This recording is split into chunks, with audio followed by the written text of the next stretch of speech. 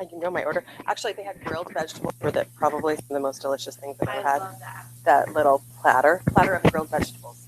Oh, yum. With balsamic reduction.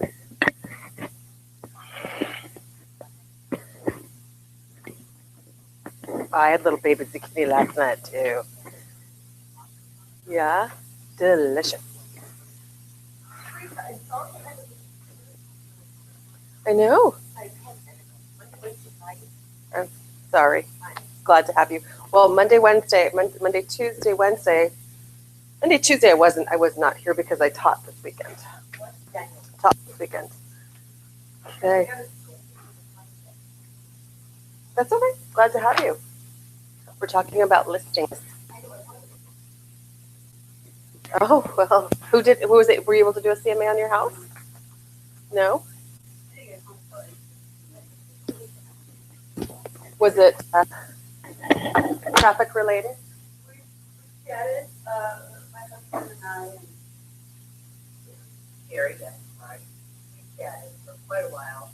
And then we got on the road, had to run home. Isn't that the way? Yeah. And then I'm like, we get stuck on the highway, like before the bridge. And I'm like, well, so much for the bridge. Right. You're blowing it like blow up the bridge there. What? So we were talking about doomsday preppers yesterday. Doomsday preppers. Funny, we were talking about that too. Yeah. Oh, is that part of it? Yeah. Doomsday prep. So a couple things I want to talk to you guys about. So does anybody know what AEDC is? What is what? AEDC? Yes. Anchorage, or Alaska Economic Development. It is Anchorage Economic Development. You were correct. Anchorage Economic Development. What's the last acronym? Council. Corporation. Is it corporation? Okay. So they do research and reports, you guys. They just came out with a current report on employment, and they do all kinds of just amazing reports that you can pull off of here. So in July, Anchorage unemployment was down to 4.8%. So nationwide, you have to know that is fantastic. So that actually includes people who are, for example, students, retired, right? These are people who necessarily may not, also including people who don't necessarily want a job. And then what, Teresa? Don't necessarily want a job. So we have one of the lowest unemployment rates in the country. Why would that be important? Help the economy. Help the economy, yeah. Also, we have some of these seasonal workers, right? So we've got folks up here. My son just got off a boat from Prince William Sound. We spent 40 days on the boat. Oh my goodness. Made a whole smattering of money. What kind of boat? Can't answer. There's questions, I don't know. He was fishing for salmon. That's what I mean, yes. Okay. So Bill Bopp is the director of the AEDC, and he will be interviewed last night on television. Anytime they have one of these little reports that comes out, you guys, it's going to make the news. He's going to do an interview. They do luncheons several times a year, but they do these. This is where I get all those reports. There's tons of them. There's the three-year economic, annual ones, business confidence and index, consumer optimism, cost of living, economic forecasts, employment reports, others, progress, and then what they call the resource extraction reports. So if you ever need some information about Anchorage, particularly, to get up to date, I think this is one of those great things. And anytime you see Bill Bopp on the news, he's kind of a bigger guy, gray hair. Anytime you see him, you know that there's something going on. The other reason why they were announcing this was probably in conjunction, I think, with the president being here. I mean, it's a really big, it's a kind of a nice political move to marry those two things together. So did anybody watch the president leave last night? No, I didn't. On the news, watching on the news. Walking up in the dark on Air Force One, and they spun that plane in like 2 seconds and took off. It was pretty amazing. That's a massive plane too. Okay, so AEDC, it's AEDC web.com/research/reports. Web.com? AEDCweb.com. Here's what they call it. And home Sure, and it's just, yes, aebcweb.com. And / what? You just go to reports, research and reports. So that's a really great way for you to, it gives you all kinds of information on your market area. So again, if I'm gonna have a market area, and maybe I'm gonna be working in it, I need to find out as much information as I possibly can. I think a fabulous thing that you should mark on your calendar is always to go to these AEDC luncheons. Oh, that's what I was gonna ask you. Do you go to BOMA? At, not Oklahoma anymore. I did when I worked on the commercial real estate side, but I don't find it to be as, I probably don't find it, if I was in commercial still, Yeah. I would totally go to BOMA. Also, I used to go to NAWIC, which is the National Organization of Women in Construction. When I worked on the commercial side, I loved NAWIC. Super good, but I mean, again, I'm not on that side of the fence anymore. So they've got a workplace well-being committee meeting, they've got a Labor Day, they've got, they have different committees. I mean, you could even consider, you might want to kind of think about maybe becoming, an active civic member. I mean, this is a nonprofit corp that does nothing but do information on Anchorage's economy specifically. But as you can imagine, you can network and rub elbows with some very important people.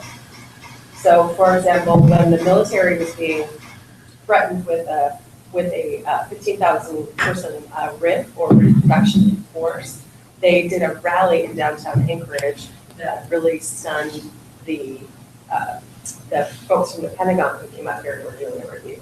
And so whatever happened with that? It went down, instead of being 15,000, it was only 2,500. So there was 15,000 people whose jobs was on the cutting block in the airborne brigade, and they cut that down to 2,500. So we will lose 2,500 jobs over the next 2 years. But Okay.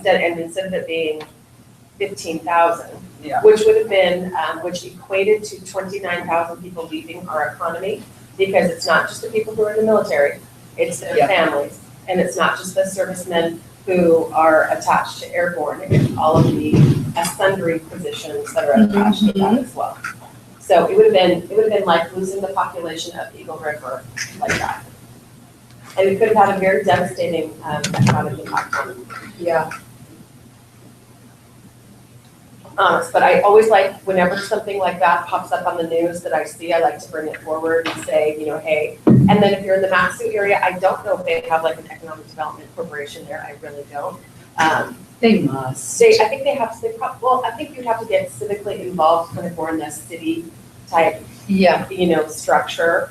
And I think that would be super smart to do if you were so inclined. Okay, if we have what did you do in real estate that's in your lesson? You have a pretty fab job. You have a great way to meet a ton of people. Mhm. And I would bet a ton of people that work at South might want to be interested in being homeowners. Yeah, no, we talk about it all the time. Do you? Mhm. Okay, tell me what you talk to them about. Just everyone there knows that I'm getting my real estate license, so they all are just, I'll keep you in mind, So That's great. once I get licensed, then I'll give them all like cards and stuff like that. Perfect. Excellent. And then we talk about renting and how it's so much more expensive to rent. So I always tell them about that one then. Excellent. And get them thinking. That's right. Exactly. Get them thinking. Get them booked now. Have them stop by and do good stuff right now. And Yeah. now that's it. You might want to stop by Homestay and see, get yourself pre-qualified just in case.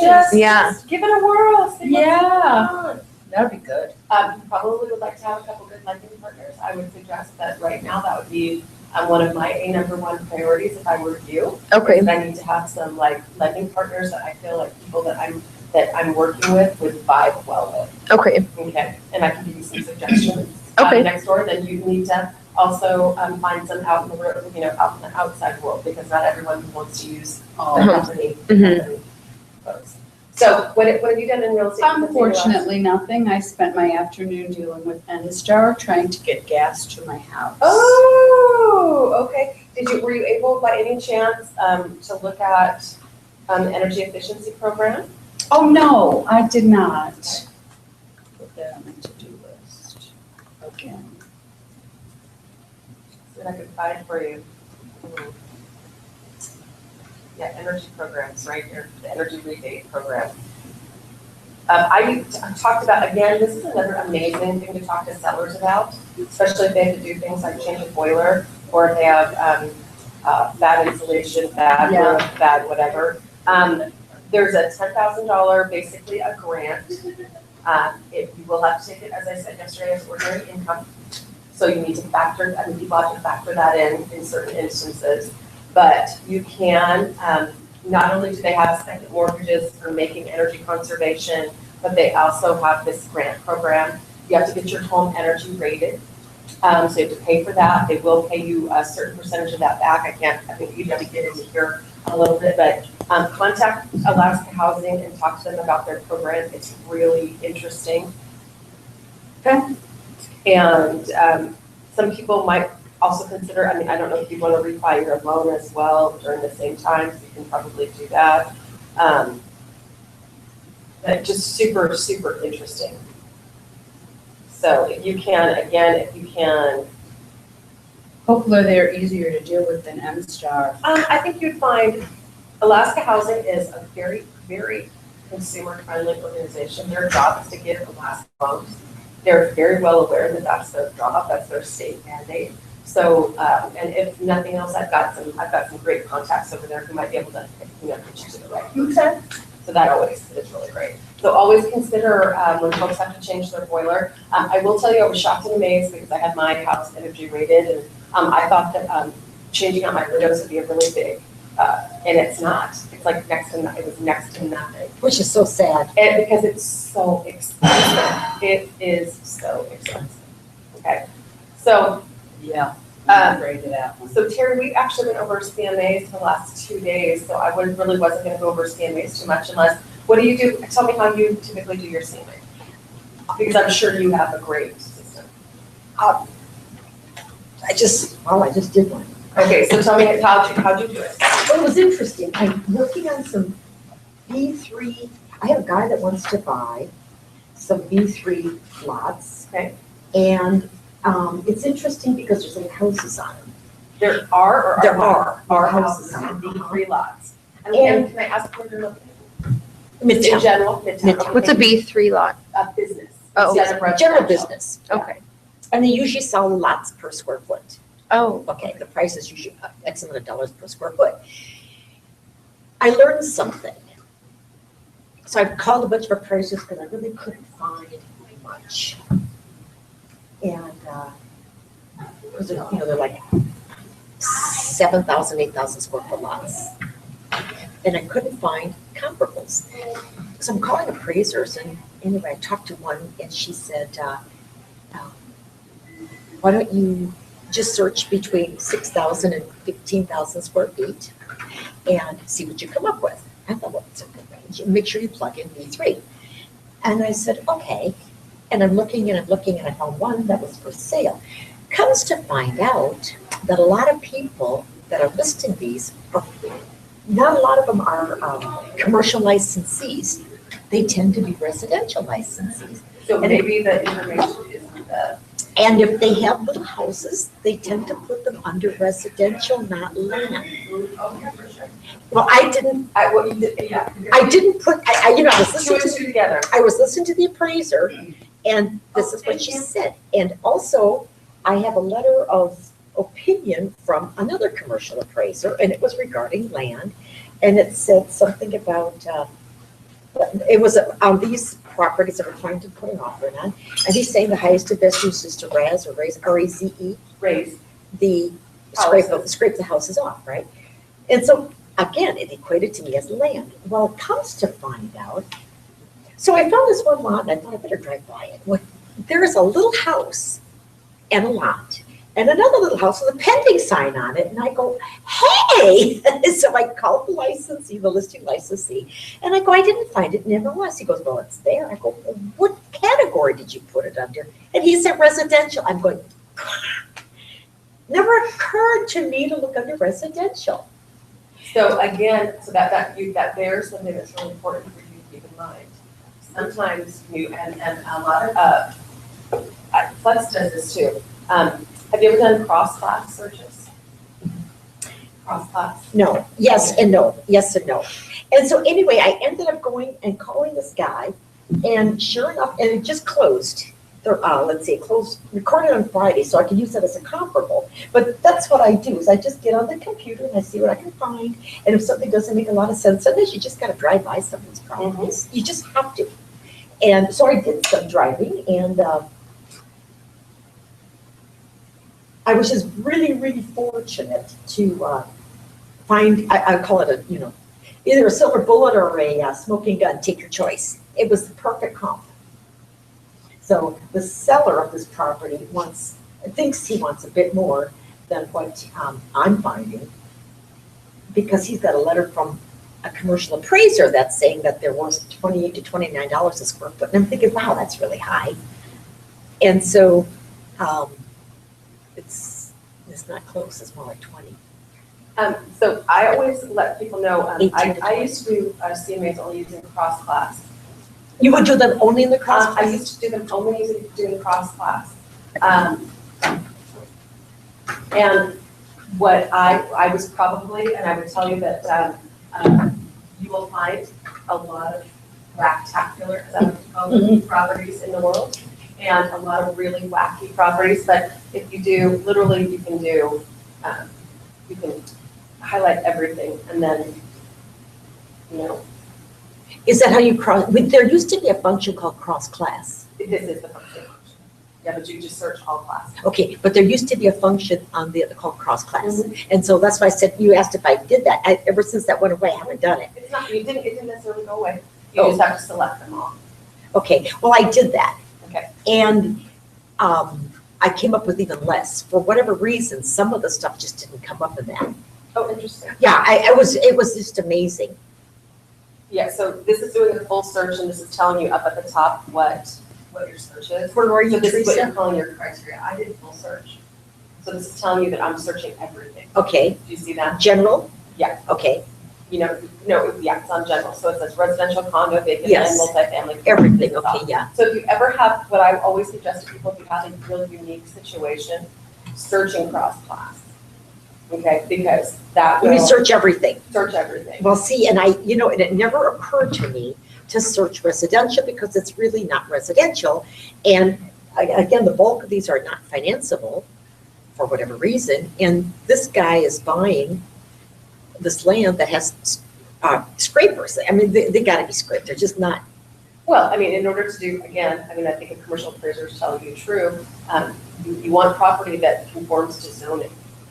So if you have residences in a business, or if you got residences in a industrial zone that doesn't conform to zoning, and you have an opportunity to do the highest best use, and sometimes people don't. I mean, sometimes it is what it is. Like there's, I always mention when you go downtown and you stand in front of what used to be Platinum Jack's, and prior to that, by the way, used to be Lavin's restaurant. Right. And you turn around, there's a single family home right in front of you. That's Debbie Anderson's dad's house. I think it was the File family. I think it was Oh, Bob. the one closer to the, Yeah, there's Bob actually family. a vacant lot that she uses as a garden, right? Yeah. I think that was Mrs. File's house. That is Mrs. File's house. Yeah, And the so- next one is There you go. Anderson's. Yeah. So Mrs. File's house, it's not the highest and best use for there to be a single family residence in downtown Anchorage. Correct. It just is not. So, but the value sometimes people keep, I don't perceive that anybody's gonna raise that property unless you had a commercial developer who wanted to go in there and use and had enough property to do a big enough commercial thing. But again, you still have the cost of the property. And some of them, don't they turn them into, they're decent, they turn them into lofts. Oh, sure, and- yeah. Yeah, but these I aren't decent. These are definitely scrapers. And the one that I comped it to, the one that just closed, it's a scraper.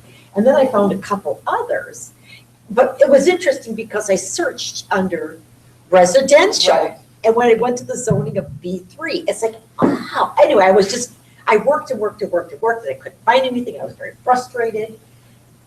And I had like 4 days trying to figure this out. So then I went and I drove by and I go, There you go. and it was residential. It's like, Yeah, but and a lot of times when you're being frustrated, I mean, I find that, you can almost get too specific, is what I see people's biggest problem is that they don't open it up a little bit. So you notice when I did my CMA, I'm looking for as many comps as possible, and then I'll whittle it down. that's okay. This, you mean?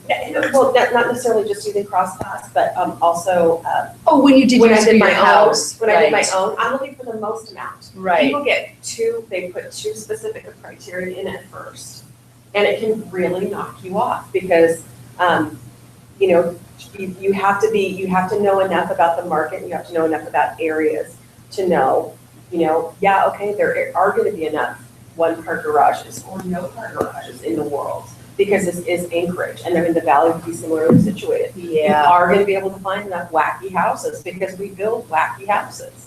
So, you know, start with this big of criteria. So you notice, I see a lot of people going in there and immediately putting lot square footages and home square footages.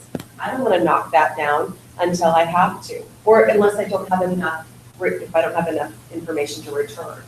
You know, but a ranch is always gonna come to a ranch, it's not gonna come to a two-story house. Correct. Just period. That's where people really, I think, go off the market, or they go out of a line. You know, you have to make sure that the property that you're looking at is similarly situated. Okay, but it doesn't matter how lovely or how run down the ranch is, it's not a two-story house, period. Same thing with a townhouse. A townhouse is a townhouse. A zero lot line is a zero lot line. You're just not gonna comp a zero lot line to a single family residence. Correct. You're just not. And I see that happening all the time. I see people CMAs and I'm like, this is not a comp. Well, sure it is. It's in the area and it's you know, it has the same square footage. It has the same amenities. It's not about square footages and amenities all the time, kids. It's about those other factors that you have to know. You have to know that when it comes to a condo, I really need to try and stay in that same condo complex. Right. I really need to Yeah. stay in that same condo complex. That's what I was thinking about my house, you know, my little neighborhood isn't that, I'm gonna have trouble if I stay right on the two streets that are in my neighborhood. Sure. So I'll probably have to go over one to Buffalo Mine. Sure, and you can go over streets, what you just can't do is you just can't cross, you can't cross 10 city blocks. Right, You know right, what yeah. I'm saying? So Yeah. you're saying, MLS is divided into areas, so you're trying Yeah. to stay within that Stay area. within that area if you Okay. can, although you do need to be careful when your property is on the bridge, or the line between two areas. So Correct. sometimes, so for my instance, a lot of times in the east side of Anchorage, I have to pull 40 and And 45. 45, right. Because I can't just pull area 40 or area 40. Correct, I agree with that. Because they're too close as far as, and I mean, let me show you what I'm talking about, so we're all like on the same. Yeah. Hopefully I'll do it tonight. But yeah, I want to, yeah, I'm just gonna be real curious too, what houses are going for in my area. Put the maps where they are. Where are you, Teresa? I'm going to maps right now for daily functions. That's not what I want. Just want the area maps. You know, I ended up putting them on my dashboard because I couldn't find them in the MLS. They are on your dashboard, but they're where all of your. No, I mean, I put them on the dashboard of my computer so I could just Gotcha. email them to people. Yeah. I'm not finding them right now. Because I called MLS on that, and they said that, yeah, it was a problem. So that's why I just put that one on on my computer. I just send it off. Yeah, I know, because I don't want mapping. Right. Mhm. You want the area map of Correct, MLS, correct. yeah. And this is a geolocation. Can I get on my computer here and I'll email it to you? Sure. Well, all I gotta do is I gotta get back to Huh? I gotta get back to my dashboard, Okay. because I can't lose track. Yeah, that was a little bit frustrating for me, so I had to put it on there.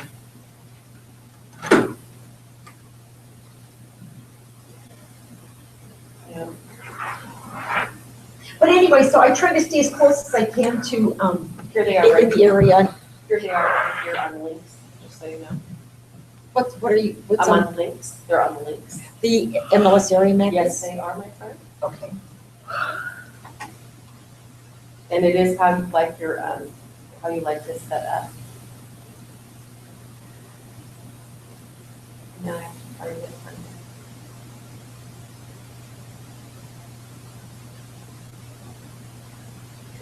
maps. You see it's at 88 MLS maps. The other place you can go is to alaskarealestate.com. And I want to go highlight. So this is your Anchorage map. Okay, so where'd you find that, Teresa? I was on my dashboard under links. I can email this to you. Oh, I got it. Let me thank you. I have actually them all saved. So do you see how area 40 and 45 are right next to each other right here? Similar sometimes to 30 and 35. Depending on where you are with area 10 and 15, you have to know exactly where your property is because sometimes you have to search. Area 25 and 30 will give you some very similar properties. If that makes sense to everybody. So you might have to pull two separate areas in order to get, also it's not unusual for you to do 20, 35, 30, and 25. When you're looking at hillside property because the hillside goes all the way across here. Does that make sense? It just depends on where it's located. Okay, but if it is humanly possible to stay, if you're in a subdivision, if it's humanly possible to stay in that subdivision, we want to try and do that. If it's a condo, I want you staying in that condominium complex. Now, as you get older in the business, there's some things that you do start to find out. You do start to find out, for example, that, and I'll use Broadmoor Townhomes. Do you know what I'm talking about? Yeah. The Peterson Group builds the same kind of townhomes, and they'll put the same exact townhome properties. They put it in downtown, and they put it in like area 10. They put it in area 15. They put it in area 20, and they put it in, so they put the same exact thing in different areas. So, for example, the Peterson Group is building. They have the townhome complex. It's exactly the same as the Broadmoor townhomes in area 10 are in area 15 because they're building them at West Park. Then they also built them at Southport. Okay, and Southport is going to be area 20. Where is Turnagain? Turnagain is going to be Area 10. Teresa, where did you go to find that map? See where it says links in your bottom right-hand corner where it says links? The bottom right-hand corner. Yeah, right there Right where you're at. So give me an example of, tell me like, what's I don't see it. Turnagain? Where is that? Like, give me a Turnagain is off landmark. of Northern Lights. Have you been to the Rustic Go? No? Okay, have you traveled down Northern Lights as you're going to the airport? So for example, if you were gonna drop some package off at FedEx, Right. Earthquake Park. Just keep going. Okay, that Okay, so way. it's before Earthquake Park. Okay. Okay, so it says. Right after this Cars. large file, Okay. All right. bring me your computer. It says, ADEC. I'll show you. AK MLS maps, large file. There's the large system. You're so welcome. The box is in the lower right. The links box is in the lower right. the links The links box is in the lower right, sorry. There you go. Yeah. Now you have them all.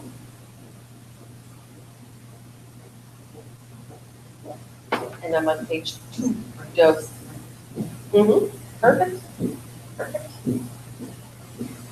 And again, you do want to save those. Yeah. That's all of the region. That's all 16 maps. But literally, I would tell you that the second map is the one, if you're going to book an Anchorage, this is going to be yours. That is cool. Yeah. Yeah. You're welcome. Okay. And this is typically, when you're searching for properties, guys, this is the map you have to use in Anchorage. Okay, because if you don't, you're gonna just return some wacky things. Now, there's another way to do it if you want to do, can I tell you another way? Sure. You can search by grid number. So I can search, literally, I can search by condo name. I can search by grid number, okay? So let me show you another couple ways for you to search that might be really, really helpful. So I'm gonna go to muni.org, right? I'm gonna go right back here.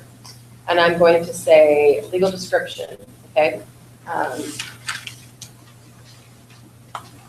You went to muni.org? Yep. Okay, hang on. I'm gonna try Broadmoor Townhomes. I'm gonna see what I come up with. These are Broadview, so then I'm gonna search, I know a street name. So I'm gonna search by a different thing. I'm gonna search by Ronald Alvinson. See if I can find the name.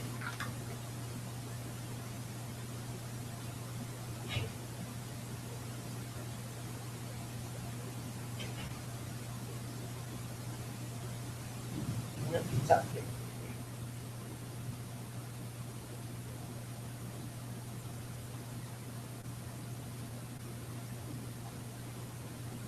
I'm gonna go back to this search. So what's another street those are on? Ronald Alvinson. Admiral Byrd, Admiral Byrd.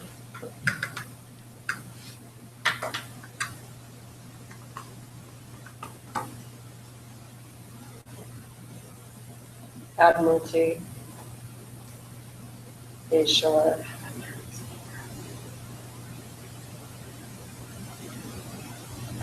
Nope. So let me try Flex first. Okay, I'm gonna go to address. Let me try an address search. Are there any that are just Broadmoor? pardon me, Are there any that are just Broadmoor? I'm gonna just want condos. Active. well, let's just go into analysis and let's take a look at, yeah.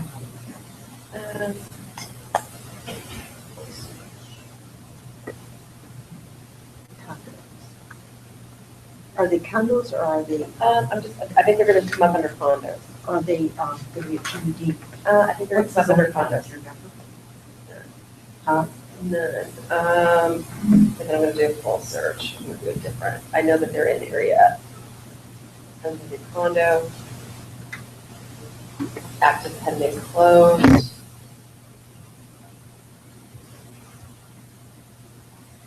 And I want area 10.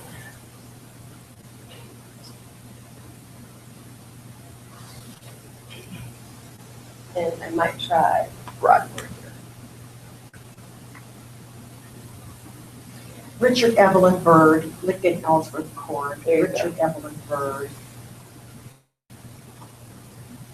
I was he closed with Teresa. That's okay, that's okay. Tell me oh, I spelled it wrong. What's the project name? Broadmoor, How do you spell it? well, I just put BROA and then the star, go to letter number 8, but hit your Got it. hit your shift keeper, okay. Thank you, lady. Mm-hmm. So these right here, you guys, these are what, these are some really large condos that are built all over town, okay? So I can actually search by, so it's Broadmoor Townhomes West. I can search by literally the project name, just the project. So if I know what the project name is, I can search by that. Does that make sense to everybody? Yeah. Mhm. And these are off of Wisconsin and 40th.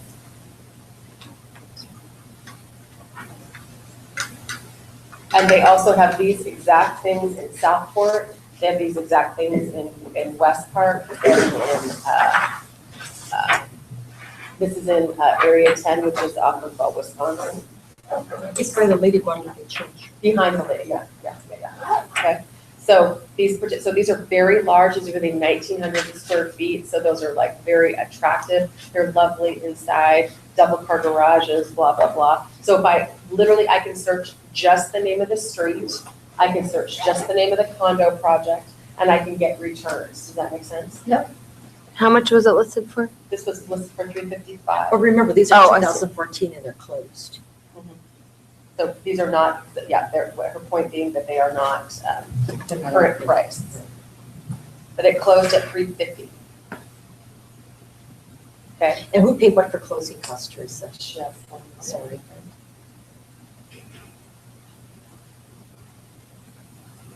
All the way down to the bottom. please. I think I gotta change my report for some Go reason. down to the bottom. No, for some reason I have to change my report. Oh, private, sorry. That's okay. You know, Trust me. you, in the valley, it would be at least $100,000 difference. Oh, for sure. Like, this is just shocking to me. Oh, yeah. No closing costs paid. Okay, so everybody paid their closing costs. Okay. So, and it was a VA, so they just offered $5,000 lower. So now here's another way I could search you guys. So look at here and I can come to this, a grid number.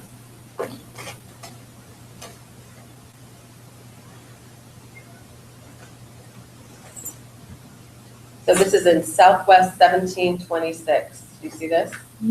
So if I want to go and edit a search, okay, I'm going to go back to Flex MLS. I'm going to go back to Southwest 1726. Is that correct? Somebody has to remember that right. Southwest 1726. Yep. Okay. So I'm Is going that to the go grid? to, that's the grid. So I'm going to go to a full search again.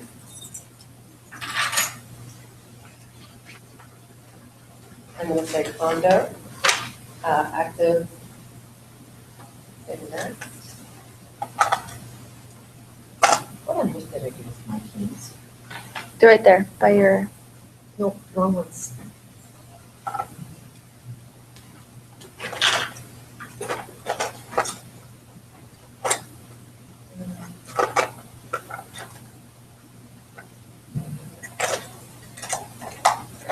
Oh, if I was spare.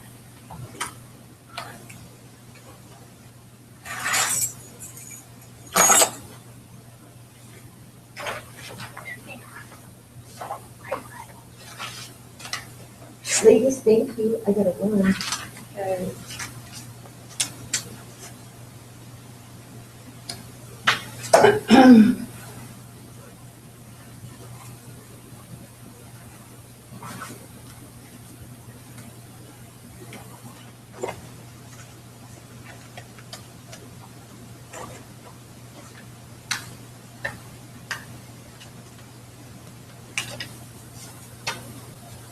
There it is. Do you see those grids right here? Mm-hmm. Southwest 1726. Yes. Okay.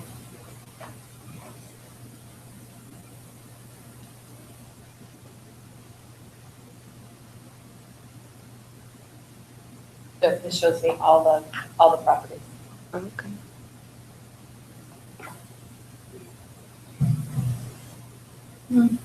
So I can do by grid search as well.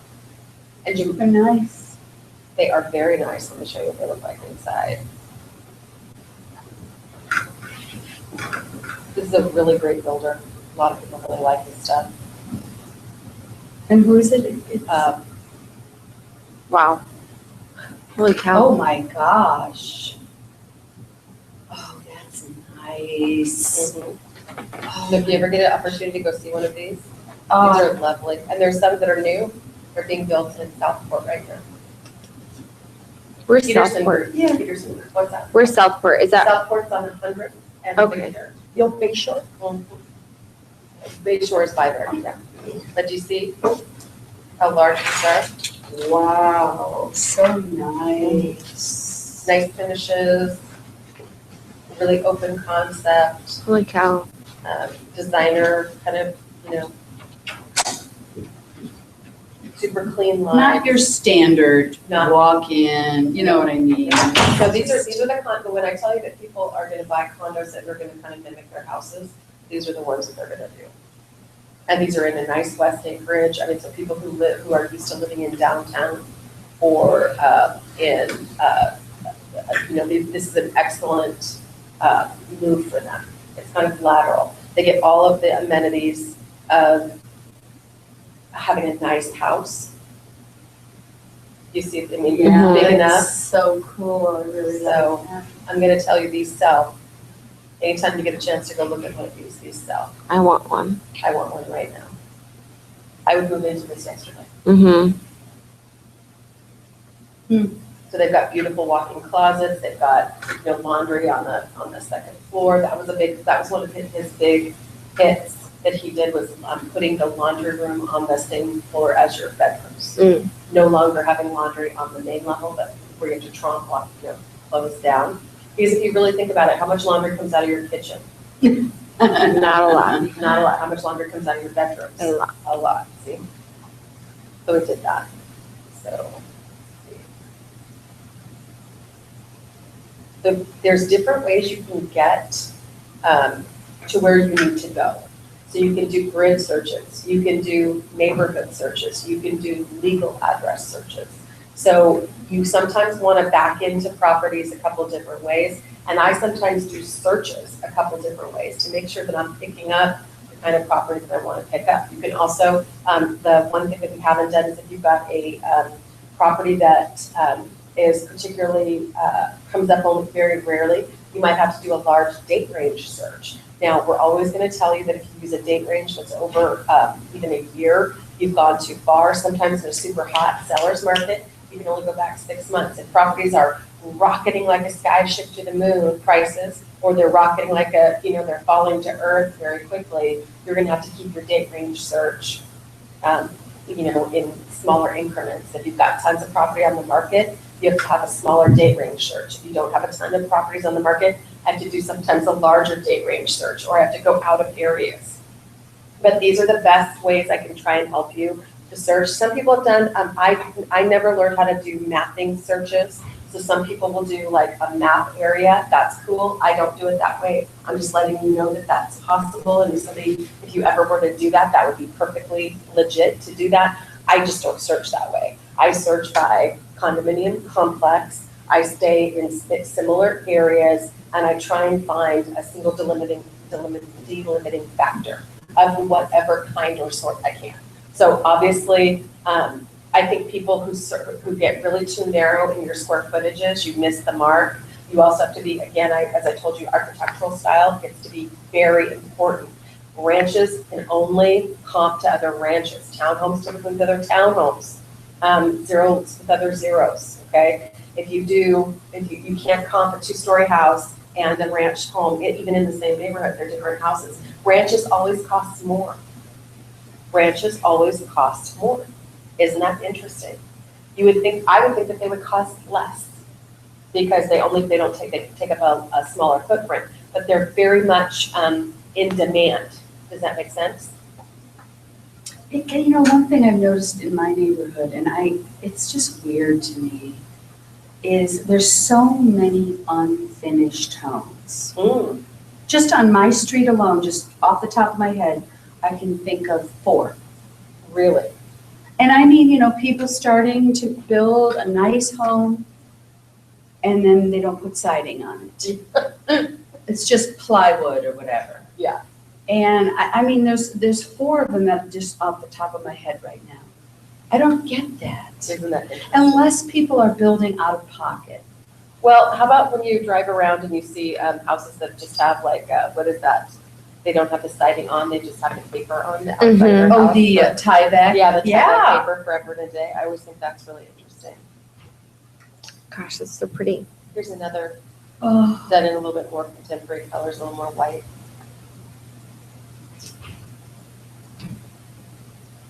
See that?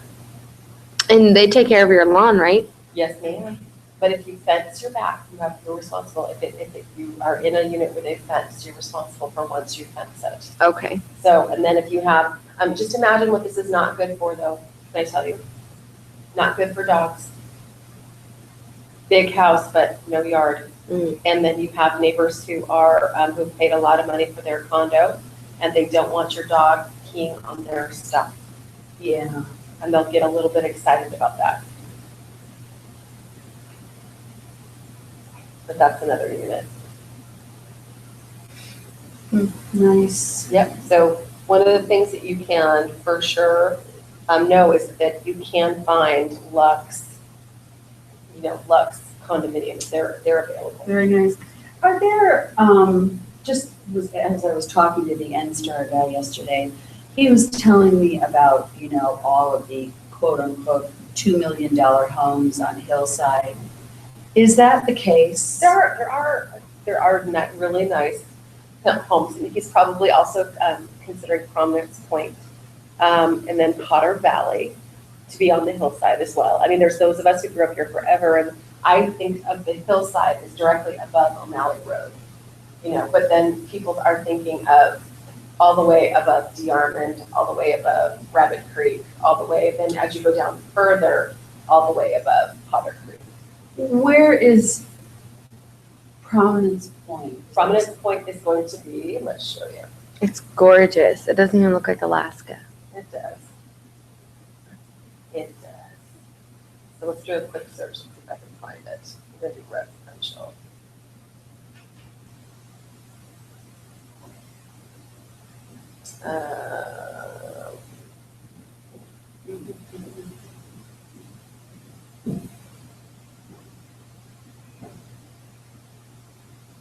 Yeah, that one quick. I always use full. I'm such a baby. I don't like quick.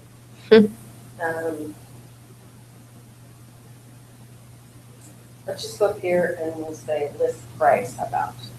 So let's just say, and you really should, I mean, probably this is good, so 900,000, 1, 2, 3, 2, how about this, okay? So I have 77 results, okay?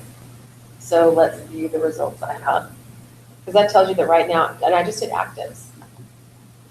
So Atwood Drive, Area 10. So this tells you where these are. Evangelina Drive, Area 10. So these are going to be downtown, downtown-ish, right?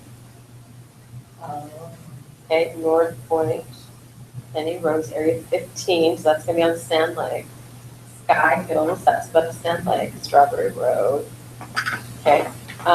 Lakeview Drive, these are Area 20. Discovery Heights Circle. And we're getting there.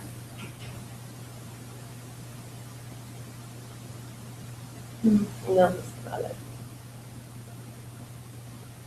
Nope. Sorry. Probably not a lot of buyers out there for, there we go, 2,850,000. Where's the, oh, right here. Yeah, where is Wow. that?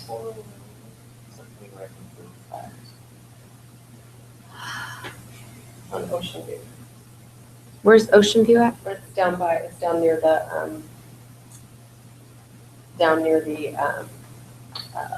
inlet.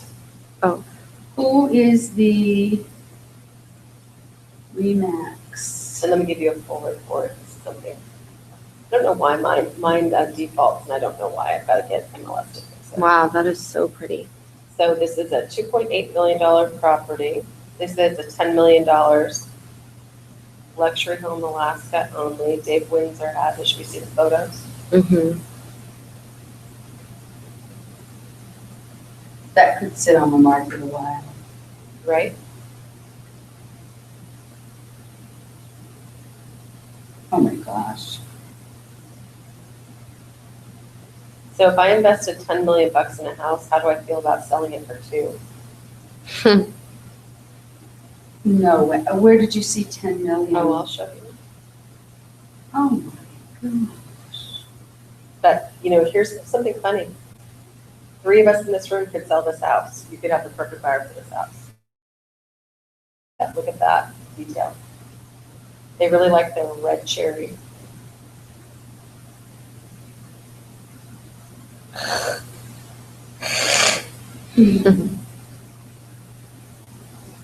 Oh, here's another pool. It's called an infinity pool. I'm always shocked and amazed. People are like, there's no pools in Acreage. I'm like, there's tons of them everywhere. Was that a movie theater? Mm-hmm. At a theater, and do you want to go back to that? Oh, no, that's okay. I was just... Movie theater. So let's go to the detail. So this is originally priced at 3.7, $100,000 earnest money. Said it was a $10 million investment, now offered for $2.85 million, or fully furnished for $3 million.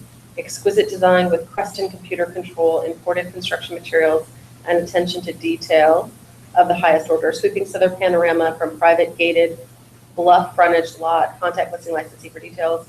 You can assume a 3.37 arm loan with $800,000 down.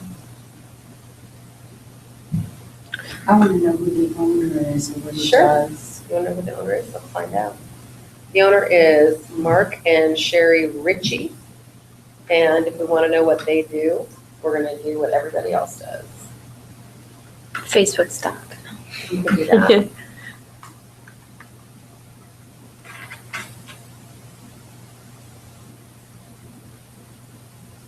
So somebody says he's a politician. What's in Minnesota? That's probably not right. I think it's E-Y, R-I-C-H-E-Y, I think is how they spelled it. Yep, you're right. R-C-H-E-Y.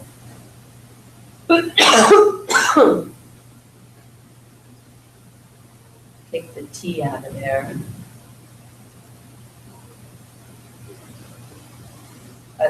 In Richie, take the T out. Okay, hang on, let me see. I'm gonna go back and check. Or, yep, correct. Not that I don't doubt you, I No, doubt me. that's fine. I doubt me. Did you mean Mark Ritchie? I did. Okay. Let's try Anchorage.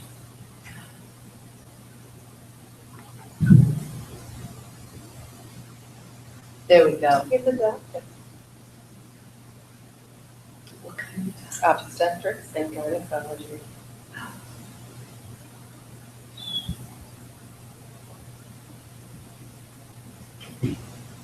That's what I'm paying for all that money for my pap smears. Yeah.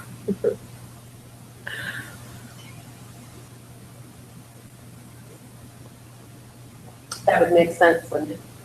Well, yeah, So we'd have to, you have to ask yourself who would avoid his house. either that or like you know who they say, if you're a doctor, the way to go is, Plastic surgeon. orthopedics, broken bones and. Because there's a lot. But this is not in Prominence Point. This is on the bluff near the inlet. Okay, so Oh. this is not. Just amazing. So this probably isn't even the most expensive house. He's taken a huge hit. Well, is he? I mean, did it really cost that much to build? I mean, who knows? I mean, maybe he, when he purchased it, he had it listed. You know, or he had a, when he got his loan, maybe he got a appraisal for 10 million. Yeah. I'm not saying that that's not true. I'm just saying, I don't know about that. So if you're gonna go in this price point, you wanna see everything that's available, right? Mm-hmm. So these are gonna be closer, Ptarmigan Terrace. So you're gonna have some pretty interesting properties. So Briar Point, Arman, now we're getting here. They're building some Publix up here. I think this is gonna be your typical farm house. Jeez. You can imagine, you buy a house like that and it costs you a fortune just to put furniture in it. Oh, for sure. So this is not a Publix Point either.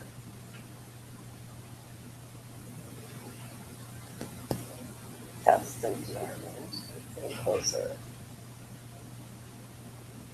This is across from Golden View Middle School, but we're getting closer. You got some stuff on the, It's funny, after you see all these ones that are over $1 million, you think, oh, it's only 960. right, exactly, isn't that great? It's funny how that is. Oh, Bear Valley. Everything's to the gates, we're getting closer. The 10th View, equivalent. So now you're in Prominence Point right here, my friends. So it is area 25, and you're up above Arman's Potter Marsh. And then you want to see what people, if you're going to spend it now, there are people who are going to park their money in these homes. Do you know what I'm saying? Because their investments aren't getting increased value. People are going to decide that they're going to be super smart. They're going to be watching the real estate market, and they're going to see, would I be better off putting my money into a home rather than having my money being an investment vehicle. Mm-hmm. Now, the only problem with these is how long it takes to sell them, right? Mm-hmm. So Briar Cliff, so Waterport, here's another one. So this one's going to be 1 point. So when you're going to spend this much money, you really don't you think you're going to be very, very discriminating on what you buy? If I'm going to spend $1 million, I'm probably going to be really fussy on what I buy. And also, obviously, when you walk into something like this, you're gonna expect that it's gonna be immaculate. You know, that there is not one single thing that you're gonna have to do. And people are really, I think, looking for the wow factor. Like, am I wowed by this? What's my views? It's too the layout is nice, but it's just a little too formal for me, the Well, and you gotta figure, you have to start asking yourself, what does living in 5,000 square feet feel like? And not just what does living in 5,000 square feet feel like, to your point, I've gotta furnish the stupid thing. Then start thinking about what does, you know, what would that look like for just everyday use? You know, well, that's what that looks like for everyday use. You have this ginormous area that's just basically vacant. Okay, because you're gonna have probably 2,000 square feet of house that you're probably really, I mean, where do you live in your house? Like in like 300 square feet. Well, I'm just saying, I mean, really, I mean, where do you spend your time? I'm in my master bathroom, I'm in my bedroom quite a bit, I'm in my kitchen. That's where I spend, I mean, there's basically a couple rooms out of your house that you spend your time in. Maybe just me. Oh, and you can go camp out in here. But do you see what I'm saying? If you're gonna spend this amount of money. So typically what people are looking for when they're here is they're looking for view. Wouldn't that make sense to you? So this one has been on the market for 224 days. Wow. But it's a 3% commission, my friend. And it's a realtor's house. Oh, really? Mm-hmm. What brokerage does that realtor work for? It's Doll Realty. Okay. So again, if I'm going to really be, so now I can get 6,000 square feet for 1.2 million. So do you see what I'm gonna say you're gonna start to do? Well, should I get 6,000 square feet for 1.2? You know? Oh, this is only they built this ginormous house with a 3-car garage. A lot of those have 4-car garages or even 6-car garages. So what's the wow factor when you walk in here?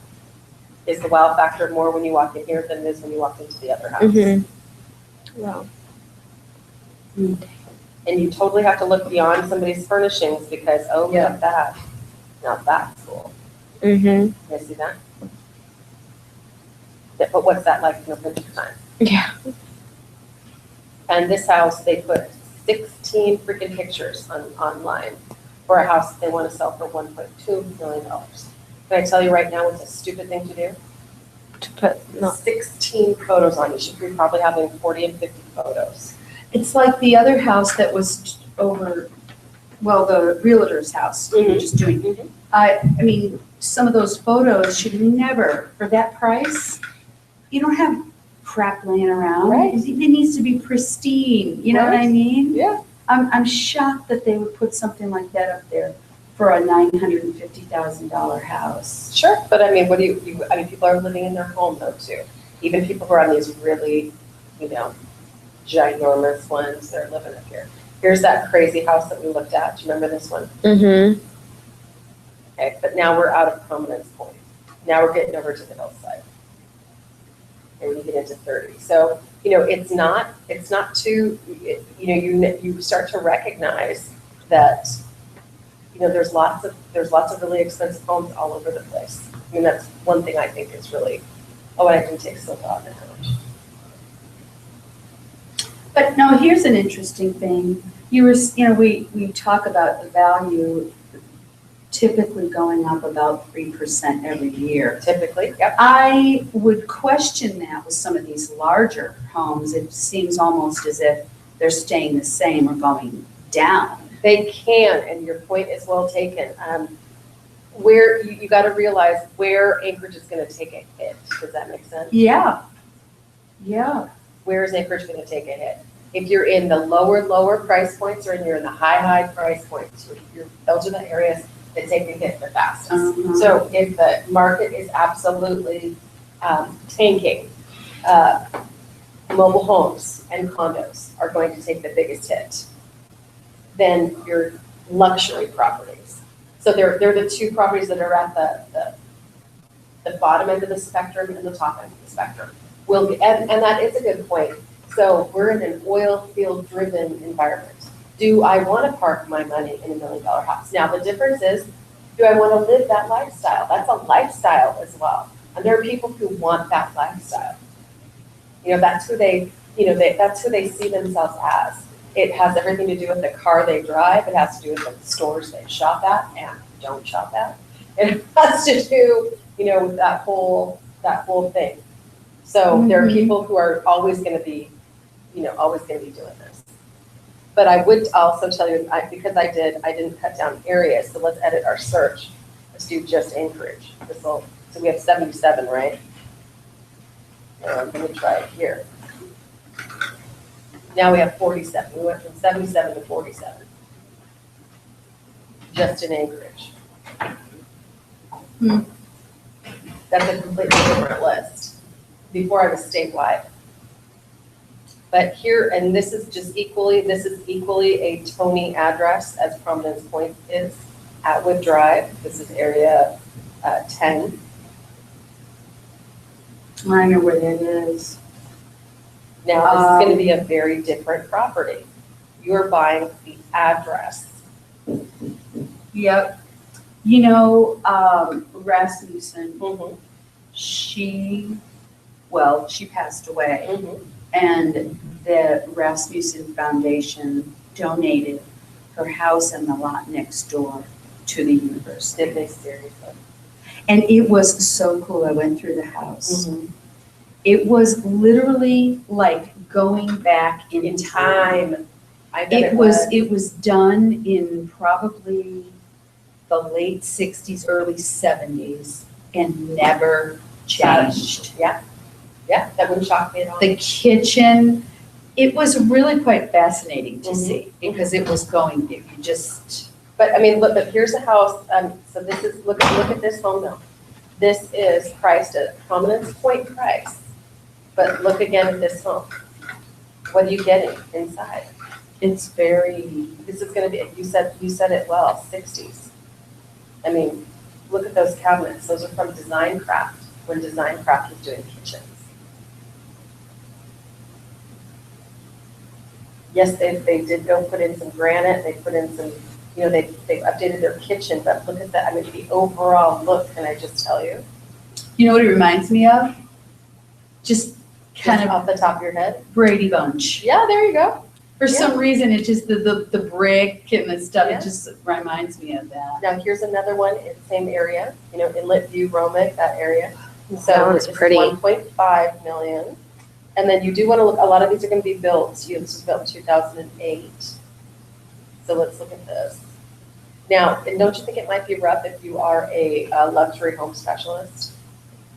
You're on golf course. Your property might not sell. So this is built in 2008, so it's going to look a little bit more. But even so, look at this style of kitchen comparative. Is that wood on the fridge?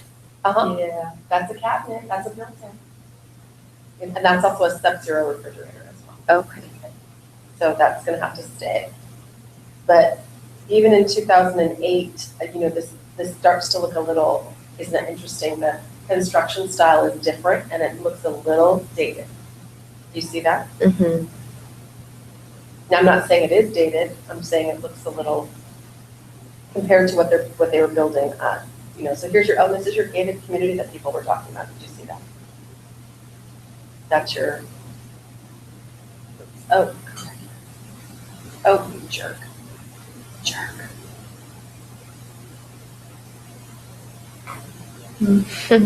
I have just messed this up. Let me go back to results. I just can't imagine. It makes me nervous just thinking about buying something that big. Does it really? It does. The furniture, the upkeep, the financial investment, Look at this though. Look at this one. So here's that glass door, so you can see that. This is I'm just going, wow. You had to have balls to build that. Do you know what I'm saying? Mm-hmm. That is not something that is going to appeal to a bunch of people. That again looks like, that looks to me, you guys, I'm not saying it is, that's concrete, that, That's cool, though. It is. That's a cool feature, that concrete. it can be, but can I tell you again how tough it is on people, yeah, so this is like a real, I mean, I don't like very it. utilitarian, right? I'm looking at it too, saying to myself, golly, I don't think I would, this is so personalized, do you know what I'm saying? And that one is 1.9, almost 2 million. Well, so obviously you're gonna look at the history, right? So it's only been on the market this time. You go back to your report. I'm trying to make sure that my report is up. So this is $336 a square foot. Wow. Okay, and it's 5,000. It's 6,000, almost 6,000 inside. This home challenges many of the standard norms of high-end residences. The finishes are meant to be timeless. Polished, heated concrete floors. See what I'm saying? So this is really going to be a tough house to sell. And it's been on the market for a year. Wow.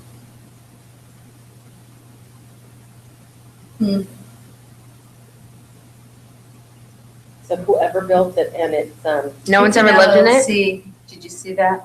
I wouldn't say no one's ever lived in it. I just think somebody built it directly for themselves, and they put it into an LLC because they didn't want to lose their personal wealth if the property didn't. But I mean, you just have to ask yourself, total value, they have it at 1.1 million right now. And, you know, would you, again, somebody has to want to live here. Do you see what I'm saying? Yeah. And concrete floors, you know, this is not, you know, and again, I guess if I have a complaint about this right now, is you have 18 photos for a over $1 million home. Mm-hmm. And the other thing is it's vacant. So it's not as if you would have a hard time finding photos. Exactly. There's 5,900 square feet. But what do you see as the problem? Who wants to live here? No one. Well, you have to have very strong aesthetic taste for this. So you have to ask yourself, you know, before you build something, you know, people always tell me that they're building something that they want to live in forever. We never stay in our houses forever. So I'm trying to appeal to the masses, not my vanity. And also, for something like this, if I was gonna try to sell something for almost $2 million, I'd spend some money and have it staged and then take the pictures. Well, and I guess, you know, that would be a probably two, but that would be rough. What kind of furniture do you put in here? Yeah. Because you're gonna have Some. all modern furniture. You know, that's a whole nother kettle of fish. Now in California, have you guys ever watched the $1 Million Listing shows? Yes. Those listing agents will have the seller go and buy all furniture. The furniture sometimes transfers with the sale. But, you know, and it looks like, I want to look at the garage is something that is also kind of bugging me. Because it looks like from the exterior, they say it's a 3-car garage, but look at that, a 6,000 square foot house with a 3-car garage. And it looks like it's a 2-car garage. It does. Yeah. So again, what's your issue? It's probably, maybe it's a tandem garage. Oh, and this says it's new, under construction. But it's been on the market for a full year.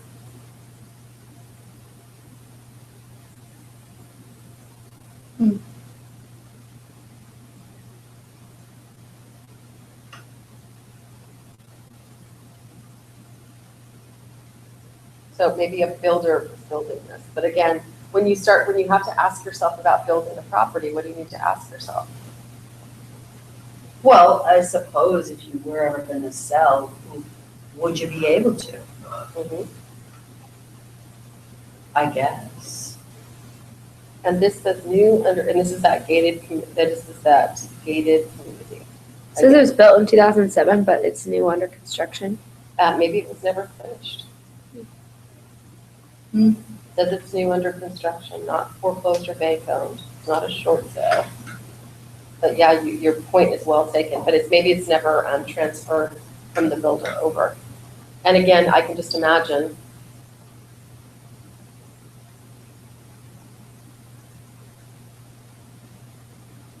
Because it won't become dated. I think it's dated already. What do you think? Yeah. I mean, you have to ask yourself, and then think about this too, who am I gonna sell this to? And then who are they gonna sell it to? Yeah.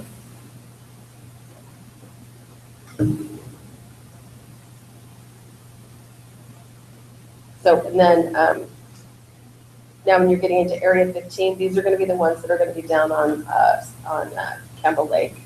These get very expensive.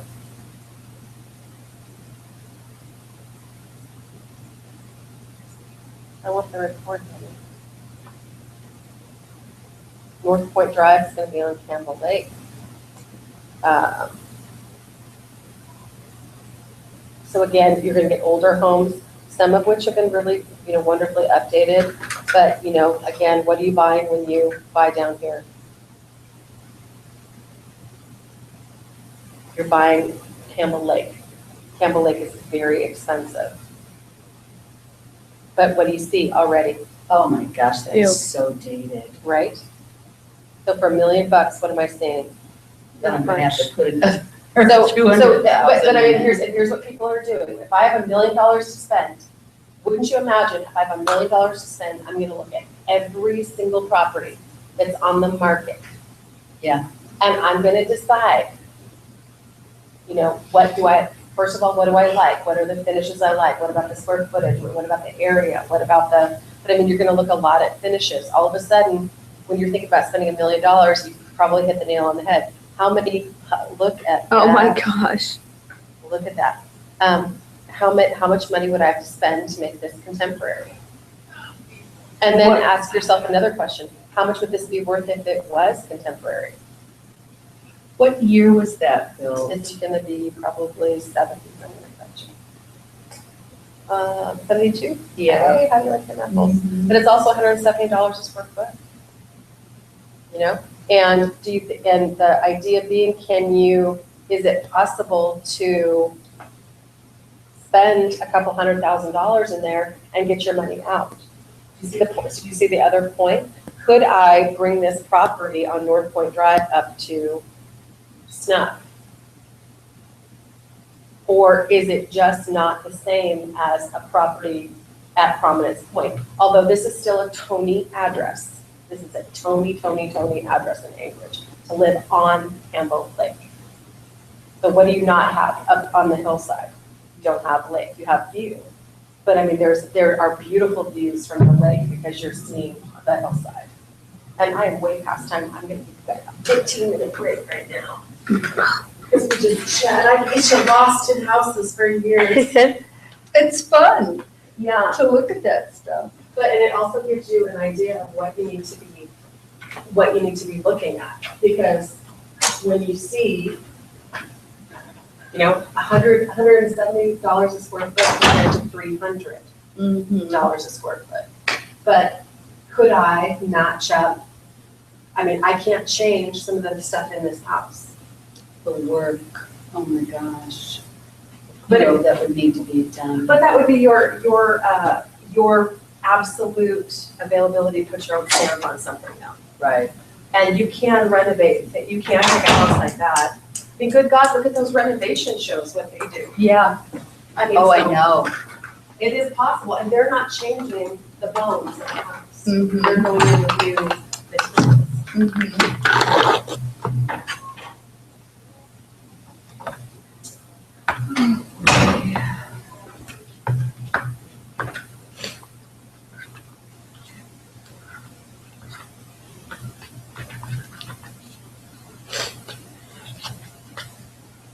I really would like to get my card in the mail, just to be able to move forward. Yeah.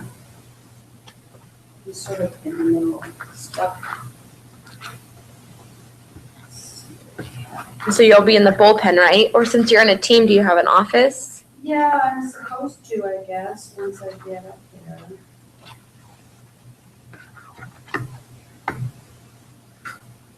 You. Mm-hmm.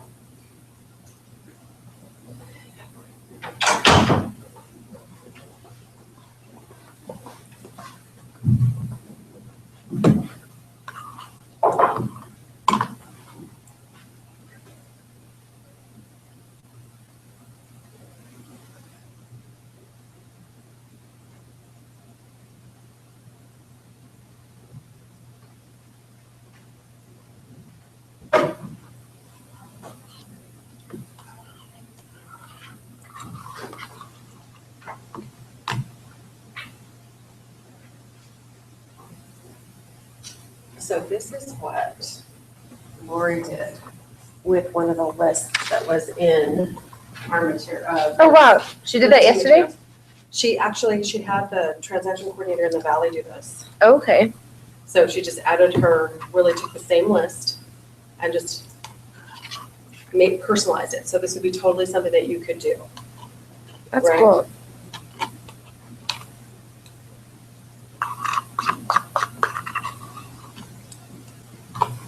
Now, I'm probably not in love with that white home selling checklist in white. Mhm. Or if I did have it, I'd want to have a little bit different background because it fades across the top. Do you see that? Yeah.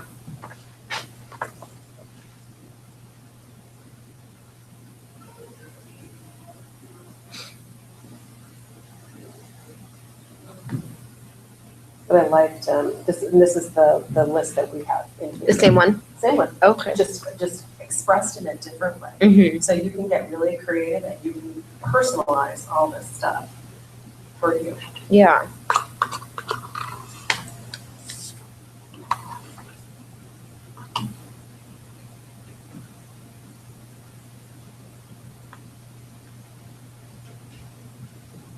This could also be an interesting list. Yeah. Have you been on Pinterest at all? Or do you do that? I do Pinterest. I love Pinterest.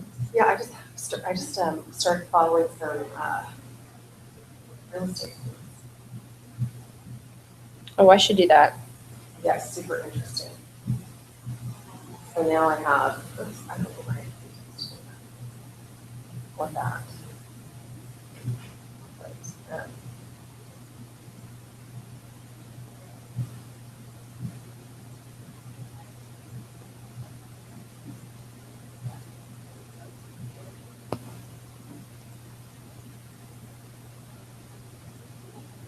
of my own real estate board. And then I just was, every time I'm on it, become a realtor.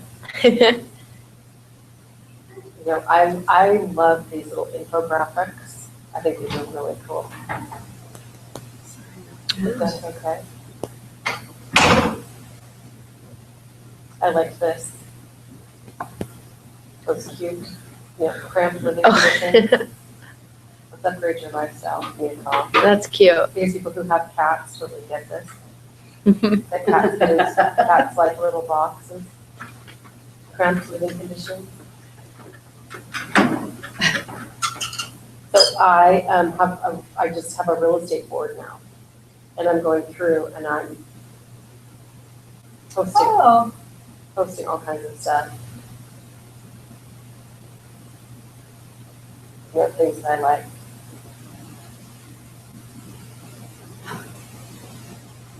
You think of selling your home? You haven't called me yet. So if I had to put together a newsletter, you know what I would want to do? Get stuff like that. Yeah, absolutely. Show people what you're looking at. So this is probably my idea of the perfect entryway right there, Yeah, that's pretty spectacular. right? So if I'm buying $1 million house, I better have that kind of entryway. I just can't imagine. What's that? It seems like it's just not, I just can't imagine myself ever in a big house like that. Yeah, I don't know. I mean, obviously, everything depends on everything. You never know. That's it. That's exactly right. But here's rent, median asking rent over the last 5 years. Look at this. In 5 years? Yep, look at that. Wait a second, what is it? It went from From like 700 to, is that 2,100? Oh, 810. So it's just showing. No. But it is basically showing how rents have been skyrocketing. That's kind of interesting, yeah. So I wanted to show you, this is what Lori did. Lori Miller did this. She took in our listing packet, we have that form, the little checkboxy form, and we'll go through our listing packet again, but look up here. It says, she just took the same form, asked the transaction coordinator to put a graphic on the top, put her photo on it. Now, Lori did decide that she doesn't love this, she doesn't love that photo. It was probably great, as a first go round. But again, how could you personalize this to yourself? Okay, so this materialism that you already have in your listing presentations, my friends. Okay. And then a couple things that I really wanted to go over with you is transaction timelines, because I think you really need to understand how transactions work. So the transaction timeline. So let's talk about what you do and what somebody else does, and what you do and what somebody else does. So when you list a property, what do you think your steps are? Let's know what you're doing. You mean from? Right. So you're coming to my house to list it. My house was built in 1974. You're walking in, it's in good shape, ready to go. I probably need to attack some of those things on that. I would list. say you'd still get one of these. Yeah, yep, get one of those. Because, there's always something. Sure, you could even use that to go around. Could you not use that when you're doing your listing appointment, guys? You could use that list. That's sort of a checklist. That's kind of a checklist, and say, this is how my colleagues view properties, this is how buyers view properties. Right.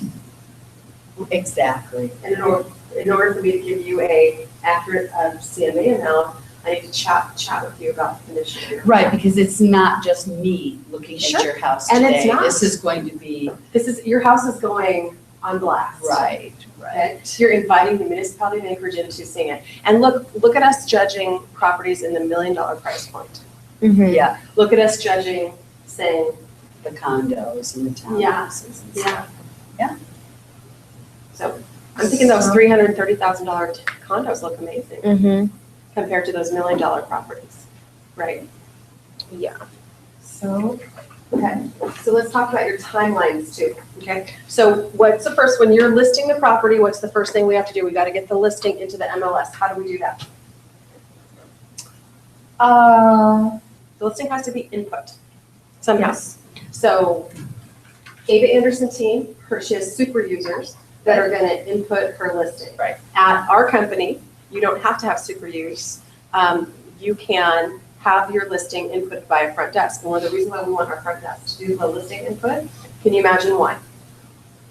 We want consistency. We want to make sure that, we're checking I off. did not know. Oh, so the front desk puts it into Yeah, MLS? they can, yeah. Oh. Listing. You just Is hand it that to- how you prefer it? No, not necessarily how we prefer it, and every licensee has the right to To control just put it in their there? business. They can, you have to get super user approval from Gabe to input your own listings. But the bottom line is we want to make sure some things are happening when it comes to listing. So I have a super user Mhm. ID that I That got. allows you, Is that, yes. do I just keep that now? Sure. And that's good enough for what firm? Sure. And Okay. you're working for the Anderson group, so Right. you're going to take direction from Right. the Anderson group. Right. And so we would just make sure, we did use the tax Yes, printout. printout. You're going to use that municipal tax printout that we're looking at. You can get it through Flex, you can get it through muni.org. So we're looking at that because typically we're trying to use what we call verifiable data. So we're trying to make sure that when we use a square footage, that we have a legit source that tells us what the square footage is. And we would enter it as incomplete Mhm. and create, and get all of our forms that we needed to take with us to the listing. Mhm. And then after that, we would come back. and You then- absolutely can do that, or you can choose to have it input when it's ready to go live. Right. That's a business decision. And that's the way Okay. she prefers to do Yeah. it. Okay. And so then when we're ready to Launch it. launch it, You we just come back with put it. Right. And she wants to make sure, at least as far as I understand, Ava likes, she likes to have her listings in pristine condition, Yeah. photos done, flyers done, stuff at the property. So the first couple weeks of the listing being on the market, she has not only the maximum exposure, but she has the highest likelihood of getting an offer. Right. And she has a very sort of strict, okay, what we're gonna need, because she has the listing agent do all of this, like set up the cleaning and the yard work if it's needed, anything that needs to happen to get that thing on the market. We have sort of a timeline, okay, here's the end point, you want this listed by this date, so then what Let's days? backwards, let's backtrack. Right, and What's so gonna- you get all that done, and then, your goal is to get it listed on that day, Mhm. and so. Does she pay any attention? I'm asking a question because I don't know. Some licensees do and some don't. Some licensees pay attention to the calendars and they're paying attention to what day a property comes out. Like I used to like a property to hit the market on a Friday. And there was a strategic reason for that because buyers were out looking at properties on the weekends. So if I could have a property listed by Friday, then I could have showings over the weekend and or my first open house that weekend. And having it like open house in the paper, then do my tour on Tuesday. If she does, I wasn't aware of it, because I know that, we list it all during the week. And by the way, sometimes we just want to get your damn house on the market. So we're going Yeah. live whatever day it's ready. I mean, don't get me wrong, there's nothing wrong with that. Right. But I mean, if you have the ability to strategically have everything go live on a Friday or Thursday or a Friday, so that you could have, you could have Friday people making appointments, open house over the weekend, possibly potentially picking up buyers at your open house, touring it that Tuesday, Right. so that you have some feedback, Uh-huh. and I mean, just an idea of how you running your own business get to strategize and structure things the way that you feel comfortable. Mhm. So, I mean, that's the way that I did it because that made logical sense to me. They hit the newspaper, the ads were in the newspaper, it was live on the MLS, brand new listing. Right, and then when she would come back with the documents, there was, folders were kept in a certain Mhm. way, and some certain documents go on the MLS or Mhm. whatever, Yeah. so. So uploading, in fact, thank you for saying that, uploading documents, that's a really big factor to me. I like to make sure that documents are uploaded, and I know that she uses these, right? Yeah, She doesn't go out and buy her own folders. These are available to you from Alieska Title, you guys. And then I just want you to look right in them. They have a buyer and seller checklist right there.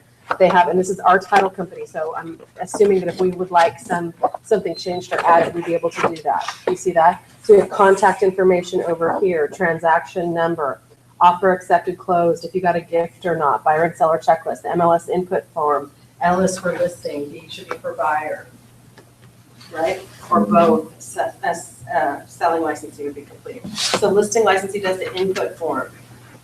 Both do the Alaska Consumer Pamphlet, which is now called the disclosure. Both might do the waiver of right to be represented. Both might do the buyer's, both would not do a buyer's representation agreement. That's completely different. The selling side would do that. Authorization and exclusive right to sell, residential real property disclosure statement, as-built survey, purchase and sale agreement. and the way I have always worked, I know when I was at the university, I mean, I'm big into checklists, because Yeah. first of all, I don't care how many times you've done it, you can always miss something. Well, plus, if your eyes get used to a checklist, you know immediately what's missing. Right, And you know immediately what the next steps are. right, Okay, but that's really the important thing is for you to know what the next steps are. So if I had to get a house listed, I need to think about this, right? So I'm coming to your house, you're coming to my house tonight. You're coming in, you're evaluating my property, okay? You're trying to get me an amount of money that you think my property is worth, and then you want me to hire you for the job, okay? Then I'm gonna talk to you about having the property market ready. A huge mistake that a lot of licensees do is just, they're so excited to have a listing, they just go shove that bad boy on the market with no photos, with no marketing pieces. They're just thrilled to have a listing. I'm not gonna down that, that's a strategy, and a lot of people do that when you're new, but the older licensees who have done this as a business for longer, you're gonna see that they put their time, energy, and effort in the front end of rolling out that listing so that they have the least amount of marketing time and they get paid the fastest. Now, you can choose to do it any way you want to, but could I make a suggestion to you? This is your business, this is what we do. So if you know that your colleagues that are really doing this well are doing this, you might want to consider, find a master that you learn at the feet of a master.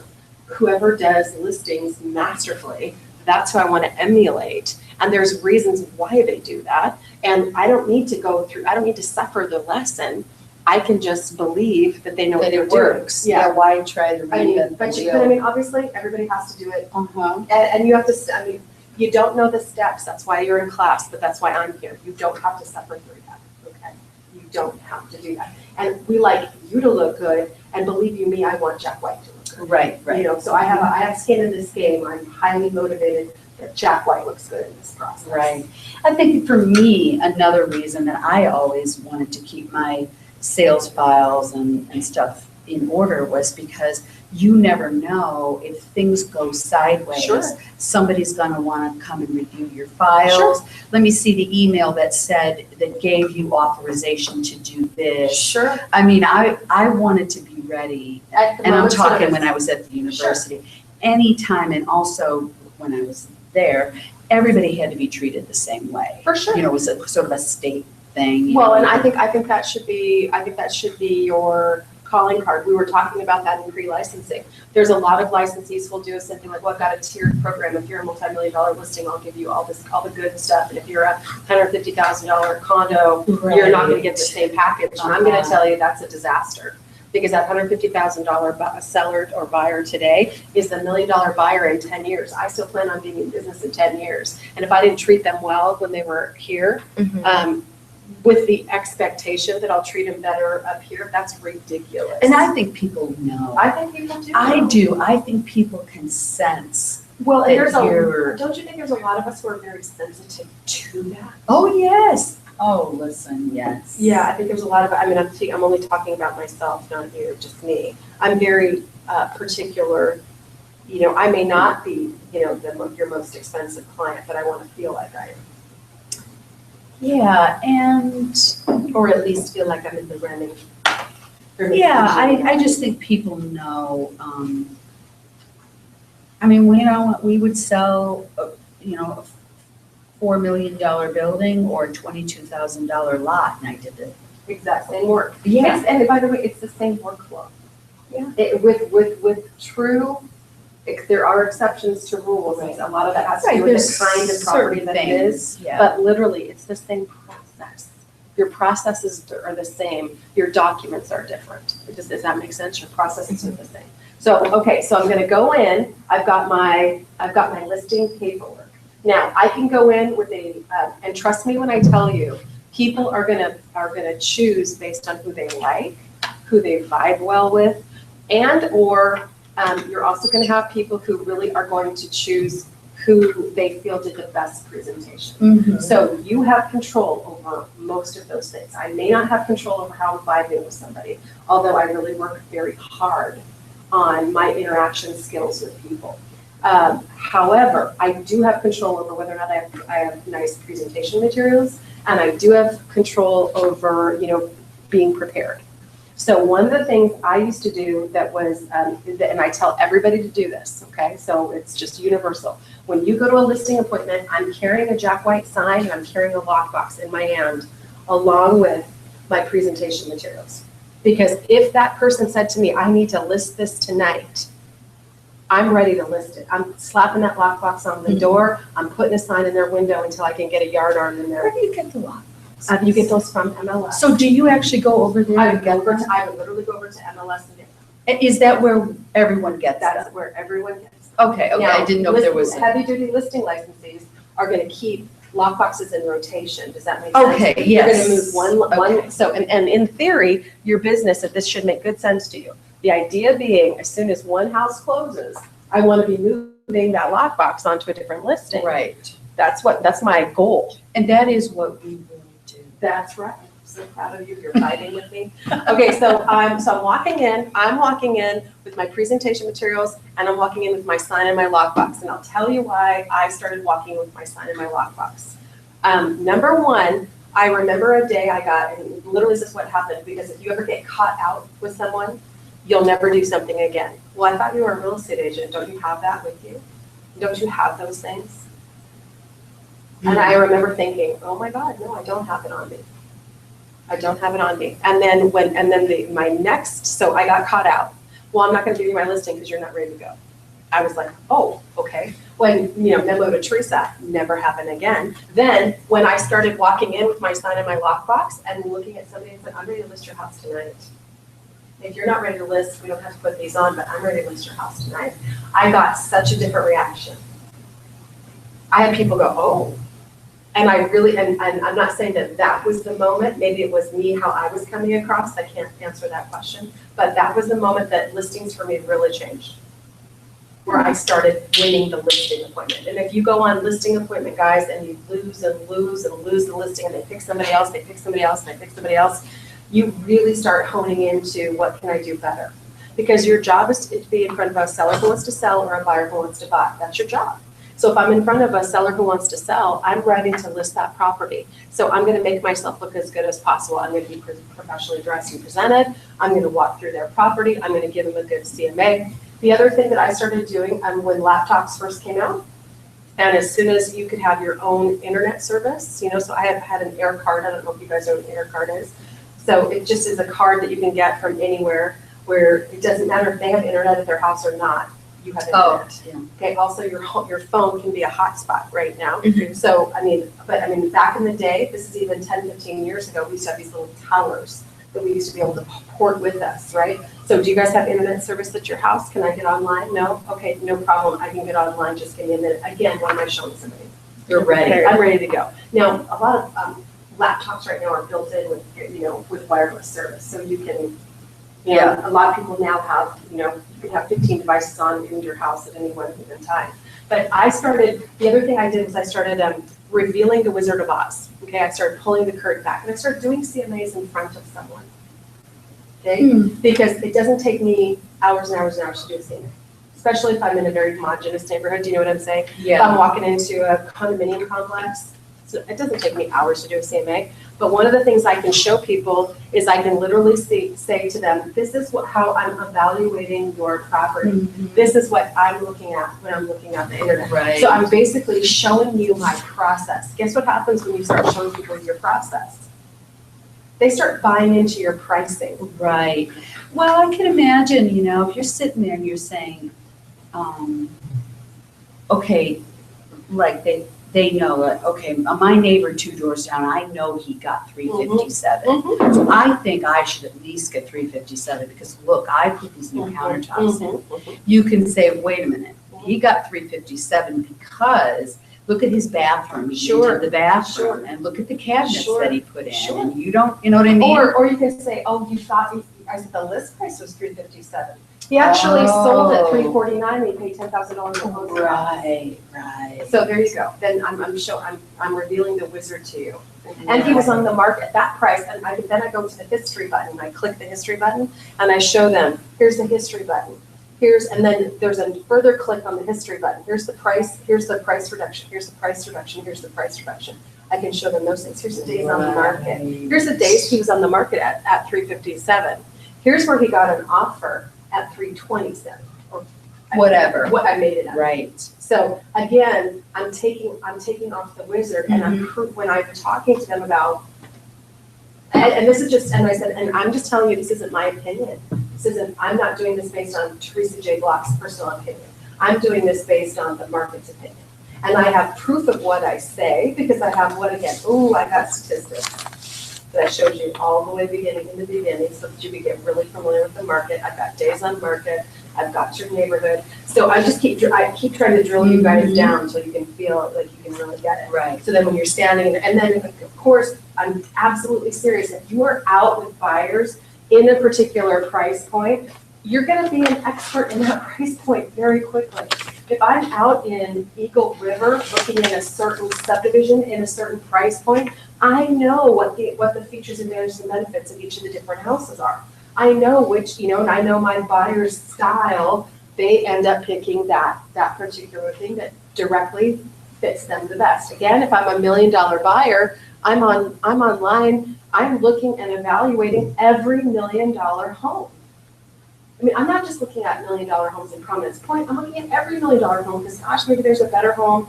Maybe it's a more Tony address to be on Atwood Drive than it is in Providence Point, and I can spend a couple $100,000, and really fix up the house. So that's how people evaluate, don't you think? Mhm. Yeah, and I guess I was just thinking, if you have, it changes so much, I would think. If you have someone who says, look, I can only afford 125,000. There you go. You don't have a lot to choose from, There and you so go. here you go. There you go. But if you get If someone you can who's afford anything, right, or if you're in that 360 to 375, Yeah. oh my God, you're gonna have a whole lot of things, Exactly. right? I don't know, it's interesting, huh? or if you're open where you're willing to live in town. If you can, if you are willing to, and so a lot of times, and I'm a huge believer in doing this, trust me when I tell you, if you came to me and said, Teresa, I want to live in a $350,000 house, I want my kid to go to South Anchorage High School, and it has to have a double car garage with a view and a fireplace, I would say, what kind of view do you want? And I would only show you those homes that fit that criteria. And then once you saw the homes that fit that criteria, I would say, okay, were there anything, I mean, I'm not the girl who's gonna ask you, out of the 3 homes that you saw today, which one of these would you like to rent another front? I'm never saying that. So I'm gonna say, instead, whenever you find the house that you're in love with, you just let me know. Then I say, okay, so I have exhausted. I said, these are the homes that you told me that these are the things that you told me you absolutely had to have. You wanted to be at South Anchorage High School. You wanted to have a fireplace, and you wanted to have a view of the mountains. These were the puppies that were in our litter that we got to pick from. You didn't find the right puppy. Are you at all amenable to now changing some of your criteria? Mm-hmm. So can we look at all of the houses in $350,000 in South Anchorage, or that go to South High? Would you maybe consider your child, instead of going to South, going to Service? And is it possible, could we think of possibly getting a zone exemption? What do you need? I didn't know that was possible. Sure, we can get a zone exemption. So you see what I'm saying? Right. But literally, when somebody tells me this is exactly what I want to see, one of the things that I don't do, that I used to do, that used to drive people crazy, is I probably know what you're going to buy before you're going to buy it. I actually know what house you might want to put an offer on. Especially if I've been out looking at properties, right? If I've been previewing properties and getting in them and going to open houses and looking, if I've been going on tour and I've seen stuff that's on the market, I might know the exact house, but you still have to go through a process. Because if you as a buyer don't go through a process, you're always second guessing yourself. So what did you used to do that you don't do? I used to know what they were gonna buy before they were gonna buy it, and I'm a time saver, so I would take them to that house. And then I would go show them the Ghetto Fabulous tour of Anchorage, and then have them be like, they couldn't make a decision because they saw the Tony house first. So now I let the process happen naturally. And even though I know that they're probably gonna end up buying this house and they're probably gonna have either do a zone exemption or their kid's gonna go to Service High School, I listen to exactly what they say, because one of the things I hear from buyers all the time is that we don't listen to them. They tell us what they wanna see and we don't show it to them. Or why is she showing me this crap? She knows I don't want this. Yes. So I'm not out to frustrate buyers anymore, Yeah. but I only show them different properties with permission. Right. I only show them different properties with permission. I say to them, okay, so I've shown you everything that's in South, that you could possibly afford that's in South Anchorage. Now, here's another question that I would ask. Are you at all willing to increase your budget? It's up to you, it's your house payment. Are you willing, because I can show you this many more houses if you're willing to go up this much money. I can't show you those because those are off the table. So sometimes my buyers, I didn't have a full clear picture on whether or not they had more budget to spend. You know what I'm saying? Right. And I didn't consider that to be my business. Right. I may not want to put down $50,000. I may want to. Did you possibly consider? So there's ways to get there from here, but it is a process and you need to let somebody go through it. Not just show them the gold star, Right. Because for you've been through it, 350 times. For them, it's the first time, or maybe the second, whatever. Yeah. And by the way, during that period of time too, it allows me to deepen my relationship, get to know them, show them that I'm showing them good service. And I was willing to take the time. Here's the one thing that I had to give. I had time. I was doing this as a full-time job, so I had the time to do that. And I was also, the difference too is if you've actually stood in houses, you've been in them, and you can say to somebody like this, okay, so of the, let's just say I've got listing. Say, okay, so what you told me that you really wanted was, you wanted to have a house that had a view of this with a fireplace that was with South Anchorage High School. Well, I'll let you know, I've previewed this house. It has been a while. I see that they've reduced the price. When I was in it, it had, this was my impression, this, and this. This particular house, I'm worried about, but you not liking this house because, they keep cats. She's the lady who has cats. This particular house might be a winner because, they've done some extensive upgrading. It's a little smaller than what you said, but it fits your general criteria. I think this could be a possibility, but I need to you need to evaluate whether or not it would work for your family. This one, the yard, wasn't exactly kind of what you were talking about. This one doesn't have the view you want. So, and then when people are like, oh my gosh, you stood in those houses, I'm like, oh yeah, my houses every day. Well, this is what I do for a living. I'm in houses every day. This one's a smoker's house. This one's a cat lady's house. I mean, I already know some things. But you know what it does for someone's confidence in you when you say to them, I've already been through these houses. This one was one of my company listings. I actually went and saw this one. It just got, brand new on the market. It looks like it's, it's on the market. However, it's in a tough price point right now, or it's got a, possibly the house has a challenge, or, That's interesting that you say challenge. I'm doing if it doesn't pend before then, and which I don't know that it will. It's been out there for quite a while for Ava. It's a house in College Village, yes. Yeah. And it's got a horrifying steep backyard. Gotcha. So I'm doing an open house there. Yeah, so it has a challenge. It has a challenge. And then the downstairs, it's got this great area that you could make actually 2 more bedrooms, but the egress doesn't work. And to get it, the windows in, they would have to dig out and remove the deck. And do like a French drain. Oh my gosh, a huge thing. So it's gonna be interesting to be there. But that is a neighborhood that has pull. People want to be in that neighborhood. If Yeah. the price is right, Yeah. if somebody can get past the challenges, or if they're willing to do the work to get past the challenges, but those two things go together. And all houses have some challenge. All houses have some challenge. There's something that's just not perfect about that house. Okay, so when we're on, let's finish up with this. So, okay, so our steps are, and pretty much, I'm coming in hot. I'm wanting to list your house, and I'm ready to sign paperwork, okay? And I want to get that paperwork signed tonight if possible. And that's a conversation I have. I said, I would love to have your house on the market. And I'd love to have it on the, I have a process that I'd like to go through. But I'm ready to sign paperwork tonight if you are. Why do I always say that?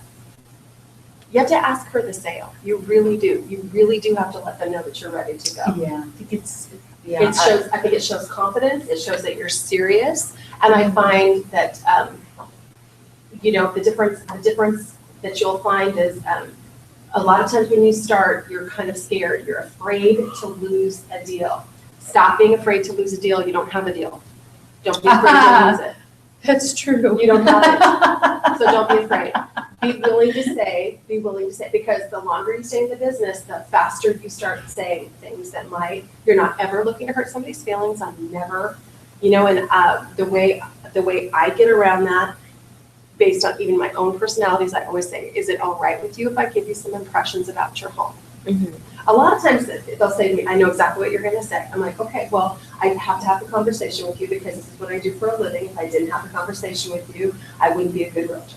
Okay, but there's some concerns I have with your house, just based, maybe it's just condition. Maybe it's, maybe they're hoarders, So if I'm standing in a hoarder's house, I'm not downing on the hoarder, okay? But I am saying to them, gosh, in order to get this property sold, there's a whole situation that has to be addressed here. Are we able to address this situation? Some people say yes, and some people say no. And if somebody says no, I can't have that conversation, guess what? I don't have it. It's really simple. Really simple. You just go, okay. Well, I just know that I might have to revisit this issue with you. You already know what it is. I already know what it is. You think you know what I'm going to talk to you about. Now, if I think they don't know what I'm talking about, I'm going to say, because, if you're in a really nice house and it's ready to go, time is of the essence. We should be ready to rock. Okay. So if you're in a good house that's clean, that's ready to go, I should be hiring a photographer, and I should be taking photos and we should be going live, right? That's what we should be doing, signing paperwork and rolling. So you guys can decide what you want to do. You can do 2 visits, 2 visits where you go through and you walk through, and then you have to go back and do a CMA and come back. I always ask the person, what's your time factor? I can do a 1-step CMA process. I can do a two appointment. What would you feel more comfortable with? Because what I'm going to do is I'm going to come through, I'm going to do an investigation, I'm going to walk around your house and have you talk to me about it, I'm going to do an evaluation, then I'm going to go and sit down with my computer and do that CMA, and then we can make another appointment, or I can do it right here with you and show you how this works. Now, some people don't want to know how sausage is made. I just want to eat it, I don't want to know how it was made. Right. Other people are absolutely like, no, I want to see what you're doing, okay? And then you're showing, again, I'm getting your buy-in because I'm showing you the process. And when you see the process, a lot of times, some sellers are able to, oh, okay, now I see what you're looking at, and they can be very objective. Some sellers, like you were saying, nope, that house was on the market for $357, and my house is going to sell for $357, and that's just that. They're concrete thinkers, and no matter what you show them, you're like, well, here's the deal. I'm absolutely willing to roll the dice with you. The only thing I do need you to know, this is Vegas, and the house always wins. So if you're right, we're going to take a chance, and you're going to get an offer at that price. If the market, and the house isn't me, Teresa, the house is the market. Right. Okay, the house is the market. So the market is going to dictate what your house is going to sell for. I'm not going to dictate what your house sells for. The market's going to dictate. So the market talks to us all the time. That's why staying on that hot sheet is so important, so you know what houses are pending. You know what inventory is coming on, and you know what's going off, and you know what houses have sold. So you're keeping a total tally and understanding of what's happening in the market, because the market is an engine and it's a machine and it moves. And you have to get all of that, right? Okay. So as-built survey. So here's a wonderful conversation. Again, I could take this folder in with me with my listing. This could be your listing presentation right here. You could have all these documents in here. You could have them all filled out. You could have a CMA. Okay. That's now, great. yeah, you could have a CMA, but you could walk right on in with my little. Here's my folder with my lockbox and my sign. So I'm walking in. I'm ready to go. Okay. So then I'm going through here and I'm talking to them about these different things, or I'm using a checklist of some kind, saying these are the documents I'm going to talk to you about. As-built survey. Now, one of the other things that I might have pulled you guys that I typically would tell you to pull if you have an opportunity, if you have time, and our title company is on it like none other, a property profile. So I'm pulling the tax records from the municipality. I'm looking to see, I'm going to tell you truthfully, I look at the history of the house, and I look and see, are there any documents, are there any photos, are there anything, and I print out any MLS information, and I probably only go back one listing. I mean, going back to 72, it's just unimportant, but I go back at least one listing. It might be that when they bought it, that's the reason, because they may forget, they may not really recognize what they paid for it or any of that kind of stuff, or if they got closing costs or not. So I do that. Yeah, that's a hard one. I couldn't tell you. Yeah, right. Yeah, and a lot of people can't. Yeah. A lot of people can't. So I'm going to look to see if there's any as-built survey. I'm looking to see if there's any documents loaded online that I can print out. Okay. Purchase and sale agreement, the FHABA mandatory clause, the bill of sale. The bill of sale says, okay, what are you planning on leaving with your house, and what are you planning on taking with you? So let's go over this. What's personal property? Furniture. Yep. Refrigerators, washers and dryers, sheds, those types of things actually belong to the owner of the home. Typically, you can negotiate some of those things in to the price. Also, it allows you to have a conversation for a seller. Are you planning on taking something that I need to actually break your bank and say, oh no, that needs to stay? You know, right now I'm going to tell you what I'm seeing: big screen TVs, people who mount these ginormous things on the wall. And then for a while it was people who were putting in those stereo surrounds. I mean, those things were quite impressive, and people were putting it in, but we're talking speaker systems. And You mean they were taking them with they them? were thinking that they were going to take them with them, and I would have to say, you know, if I were you, I would, in my new house, I'd go put in a new one, and in this house, I would leave this, because this could be a real selling feature, plus you're going to have to repair it if you take out speakers and those type of things.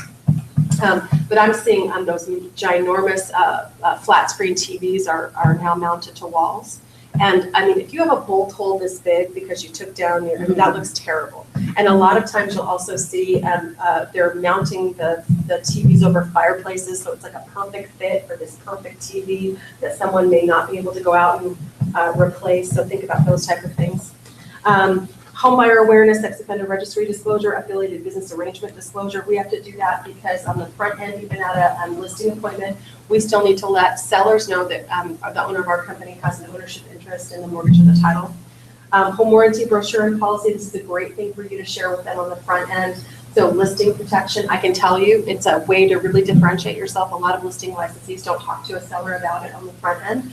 And gosh, if it saved me the cost of having to replace a dishwasher or something else like that while my property was listed, that would be a big deal to me. Resale certificate or public offering statement. Public offering statement is when you have new construction. So unless you're listing a builder, you don't need to worry about that so much. But resale certificate, that's going to be when any property is owned in any kind of common interest. So Southport, for example, even though they're single family homes, there's a master plan community, and then there's the subdivision documents. And then if you have a condo, there's three. There's the condominium documents, okay? So well and septic addendum, obviously that's an if-then statement. If there's a well and septic, then it applies. If there's none, then it doesn't. And then there's all kinds of hybrids out there, you guys. There's community wells, there's shared septic arrangements, there's all kinds of one-offs. So anytime you want to have a question about that. I don't assume that even when it's a condominium, one of the dumbest things I ever did in my entire life was assume that no condominium under God's green earth would have a well and a septic. That is a wrong-o answer, okay? For your protection, get a home inspection. You still want to talk to the seller. And this is an awesome opportunity you guys have to talk to a seller about having a pre-home inspection done. Okay, pre-home inspection. Why do you think I might want to talk to a seller about having a pre-home inspection? To find out what things may need to be done if they want to get the sale. Sure. You don't want to find out at the end, right? Oh my gosh, now we have to have all this stuff done. Exactly. Especially there's a couple, and I'm just saying this is what I would use as an idea. So my house was built in 1974. I think that what I want to do is I would probably have a pre-home inspection done on my home because my roof was changed when I moved in. So in 2001, I have a new roof, but I can see that my roof has some moss growing on it right now. So I want to have somebody go take a look at all of those things. I want to get my heating system inspected and up to snuff. I want to make sure that I'm not in for any kind of surprises when I go to sell my home. I don't want a surprise. So I want to have somebody come through and do a look through. Now, there's two dangers to that. One is that my house is pretty full of stuff. I mean, I have all my, everything that I own is in my house, right? So when you have a home inspection done when a property is occupied, a lot of times they can't get at everything because you've got stuff in front of it. So there's one thing for you to know. The second thing for you to know is a buyer may choose to have another home inspection done in addition to the one that you had done. That's absolutely okay. That's their prerogative, and the right due to inspection, Section 9 on our purchase and sale agreement allows them to do that. They have the right to do that. And remember that a home inspector's job is to find something wrong. It's their job. So now I have 2 home inspections that may or may not have conflicting information. So by the way, that can be a little bit of a sticky wicket, but my house being built in 1974, I'm going to feel 100% completely comfortable getting a pre-home inspection done, and I'm going to share that with the buyer. And there's probably going to be some things, are you ready, that I'm not going to be willing to fix, but I'm just going to say, here it is, this is just for your FYI. Yes, I'm willing to do this. No, I'm not willing to do that. If you choose to have that done, that's on you. And if you choose to have another home inspection, rock on, here are the repairs that I'm willing to do. I'm not willing to do another thing. Okay, now I'm going to do that because I like to come from a position of strength. And then for me, the other thing that it really does help you do, guys, is like let's say you find out that the roof is bad, the heating system is bad, or the septic has failed. Okay, one of those terrible high dollar items. If I know this on the front end before I list the property, a lot of times you can build that up into the price. Does that make sense? Mm-hmm. So if a house has a new furnace, a brand spanking new furnace, that house is worth more than the house was before it had the new furnace. It has a new roof. that is worth more. If it has a new septic or a new well, that is worth more. If I find that out on the back end, I'm set on a price. We've already negotiated a price. Now I'm going backwards. Now I have to take money off because now a buyer thinks that I have a defective property that isn't worth what they offered. Right. See that? See the difference? So if I have a new roof put on, I'm able to increase the value. That's a good value, if I have something like that done. Now, you're not going to be able to do, like I had a light switch changed, my house isn't worth more, $200 more. It doesn't work like that. You know what I'm saying? But if you do, if you do some work on your house, you really can look at value. Could I put, if I have this absolutely, property that's been pretty pristine, can I push value? That would be a moment where you could be like, if it's a clean property in excellent condition with repairs done, maybe that's the property to push value on, right? Mm-hmm. And that's another conversation to have. Okay, what would you think? So you live in your house right now. What would you think if I suggested to you that you might want to consider to have a pre-home inspection done, so that you had no surprises? Would you be mad at me or appreciate? No, I think that'd be fine. Do you think you might consider doing Yeah, it? yeah. Okay. I think, and I it'll don't want any surprises, and yeah, at that point, you're in control. right. It's your choice. I'm not Right. telling you what to do. It's your choice. Right. How do you like your house? Yeah. I like it when people have choices. Hello, Zal. How are you? Okay. So, reload. So if the property was under reload, you might have some documents that you have to have a seller sign regarding reload. Talking to a seller again about home inspection, whether or not you're going to order repairs. As soon as I get an accepted offer on a property, I have to open the title policy. And then the appraisal ordered. When do we order appraisals, you guys? It's called for in our documents, so you would have a time that you would order that. But it allows you, this little checklist again, I might be sitting there with the seller, and again, I'm just giving them a little bit more information. I'm kind of revealing a little bit more of the process, telling them what we're gonna have to do. So once the property goes, and this is a little bit of a thing for you guys, once a property goes pending, I have to mark it on the MLS, so I have to think about doing that. The buyer has to get homeowner's insurance. The buyer does the final walkthrough. Utilities would be changed over to the buyers, typically utilities, and you have to contact, and the more transactions you do, the more you will interact with utility companies. Some utility companies will change things as of the date of closing, other ones will not, it just depends. You have to do a commission letter. The commission letter has to be sent to closing.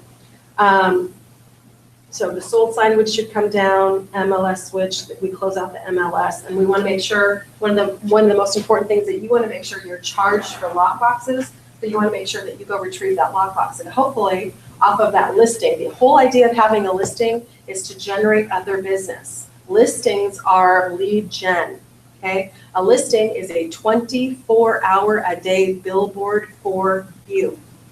It has your name on it. It has your flyer on it. It shows other sellers what kind of job you do, marketing, okay? Which is why that flyer template gets to be really important. I mean, so I've got some folks who sellers just respond to their whole marketing. Ava is one of them. People love her marketing, right? Mm-hmm. And that's like probably where she really shines. I've got another couple licensees who their marketing is really excellent too. And people say, oh my God, I just love your stuff. So I'm just gonna buy a house from you because I like your marketing pieces. Okay, so that could be really important. Okay, all right, so Zol, you came in right when I'm gonna give everybody a break. Oh, that's perfect. Okay.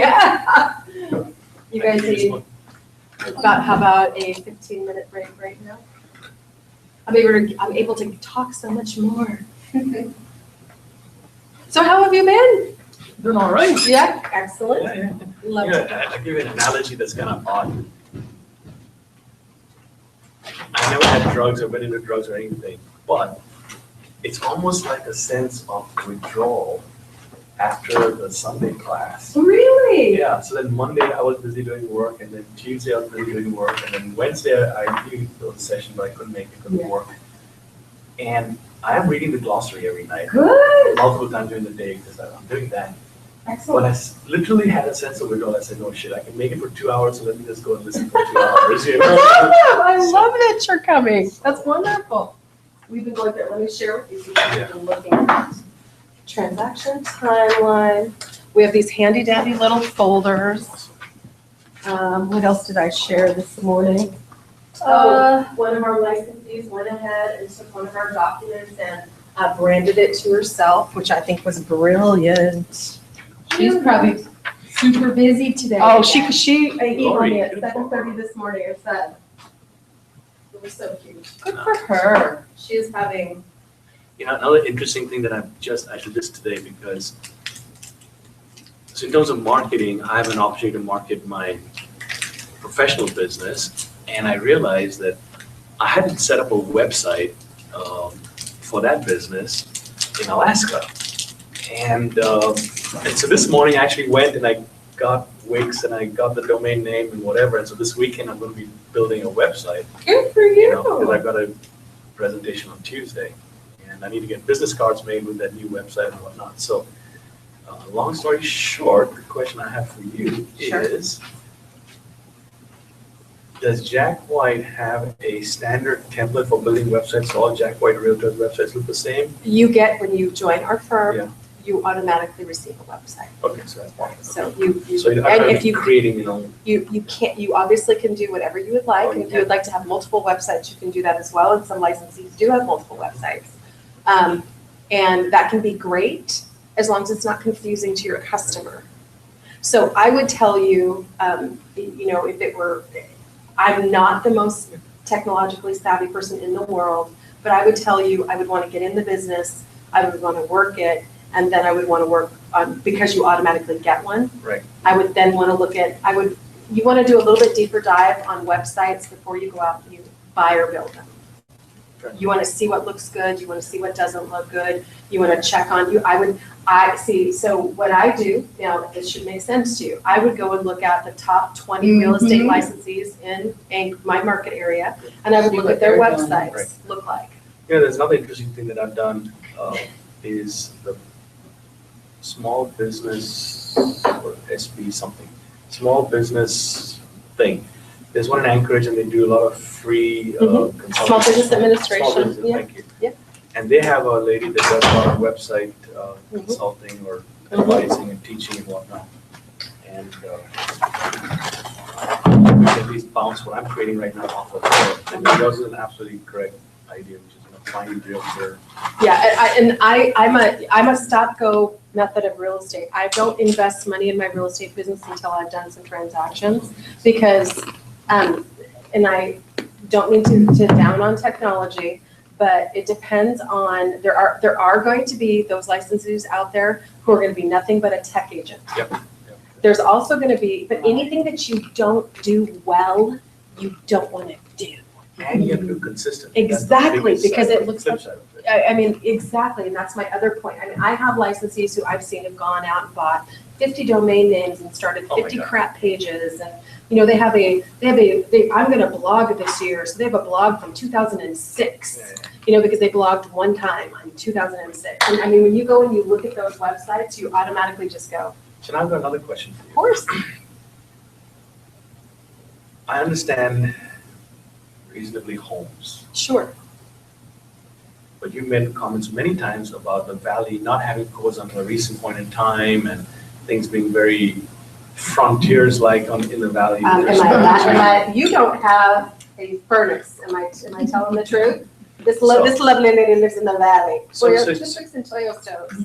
So, what does Jack White do when it comes to property that's in the valley Mhm. and that's at the high end, $1 million plus, let's say? I mean, you almost have to market it internationally, I would think. That's a golden unicorn. I mean, they exist, but they're golden unicorns. How many people really want to live in $1 million home in the valley? It's $1 million property, not so much home.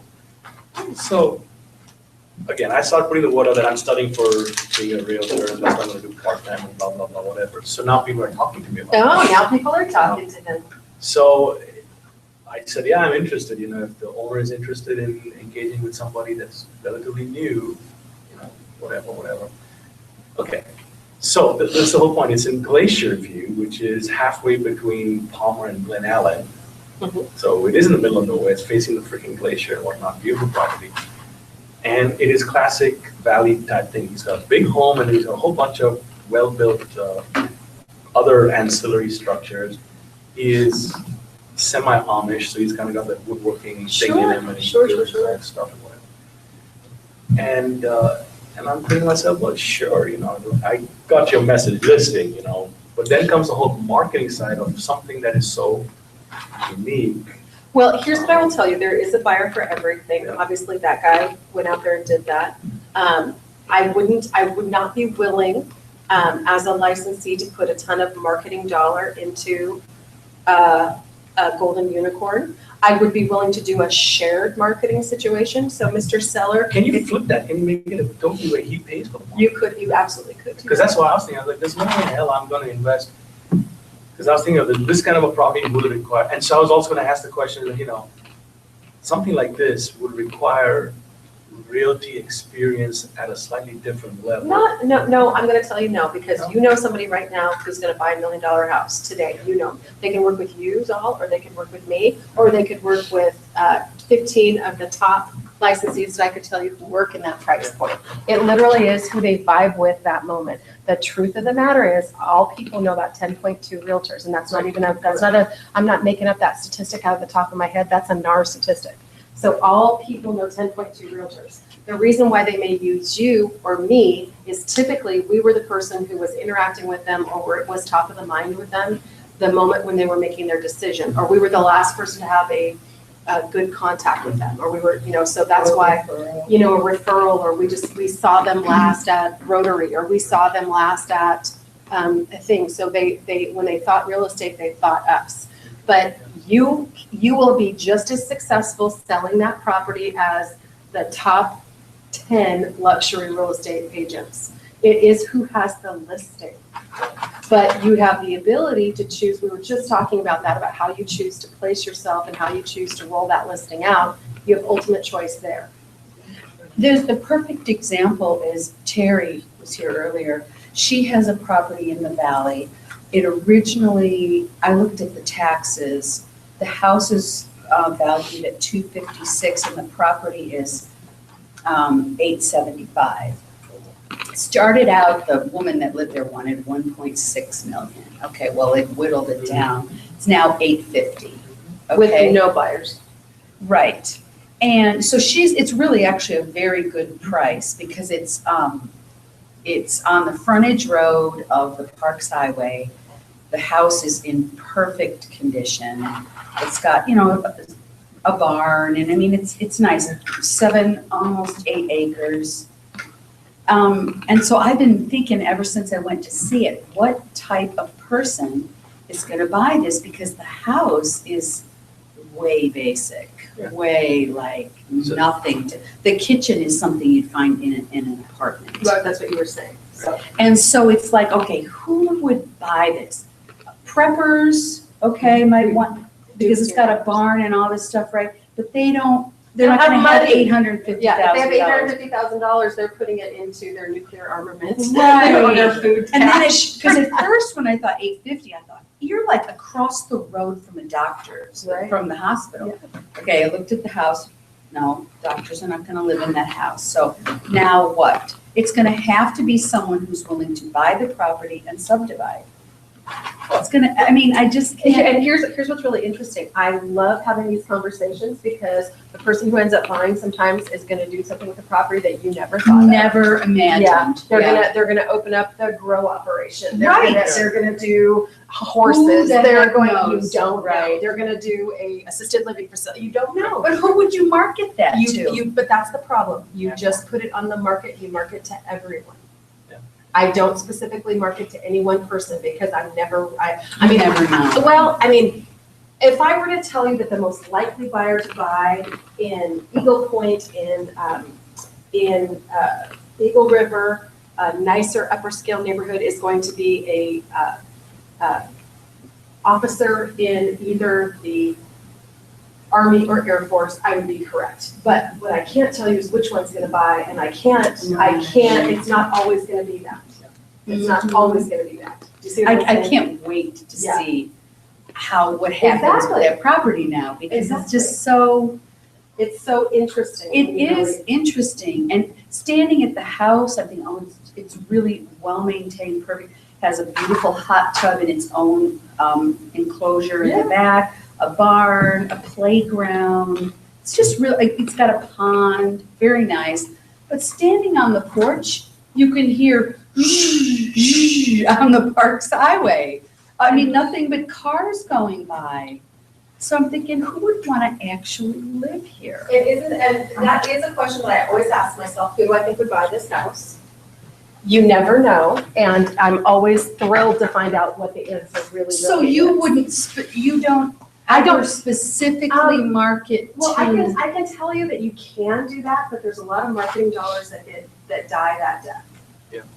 There's a lot of marketing dollars that die that death, because you think you know the perfect person for this property. Great. So I suppose it would be better to get the word out amongst the other real estate agents, Exactly. because they. Well, got- here's the deal. That is why the MLS is so powerful, because you don't have to think which person is gonna buy the property. Everybody is dealing with a certain buyer, and if they give you the right criteria, your property's gonna come up and it's gonna be in a list of possible suspects that they are gonna be able to see if your property will match their criteria. Uh-huh. So the day that you try and just, like, I'm trying to market this property to Right. doctors, means that I miss out on the 90% of the other Right. or the nurse who ends up. Right. Because you Yeah. just missed. So have there been people here who have specialized or had good success with marketing internationally? Probably not really. Yeah, I mean, international, I mean, I would say that, we are a super diverse, area, but a lot of and I will tell you probably 2 reasons why. Most of the people who are going to like truly relocate, relocation is a specific niche business. They're going to work with high-end real estate licensees, okay? Who probably have years of experience because they're getting a relocation package, and that's what the relocation companies demand, is that you have at least this many years in the business, you have at least this much production, that you might have some higher-end, designations and skill sets and whatnot. I mean, that just kind of makes sense but that doesn't mean that it can't be done, because this is a destination. Because as an example, you think of this property, right? I mean, we've got a certain set of, obviously, like a better word, blinders on as to how we're looking at it. But I know for a fact that there are people overseas that dream of being in the West, Sure. American West, as an example. Sure. I know for a fact there's gonna be a whole bunch of tourists that have loved their experience in Alaska. Mhm. And, because I can think of, in my mind, I can think of a travel magazine in Europe, Lufthansa's travel magazine, or a travel magazine in China for that matter. I mean, money's not the issue, it's just attracting that someone that wants to live in that environment. Sure. So wouldn't you be better off marketing yourself over there so that you attract those kinds of buyers? Yes. Rather than and trying you to could- market the and house. literally, you could leverage listings. Yeah. You could borrow somebody's listing. If it wasn't your own listing, you could literally borrow a listing and market internationally. So that would be fine.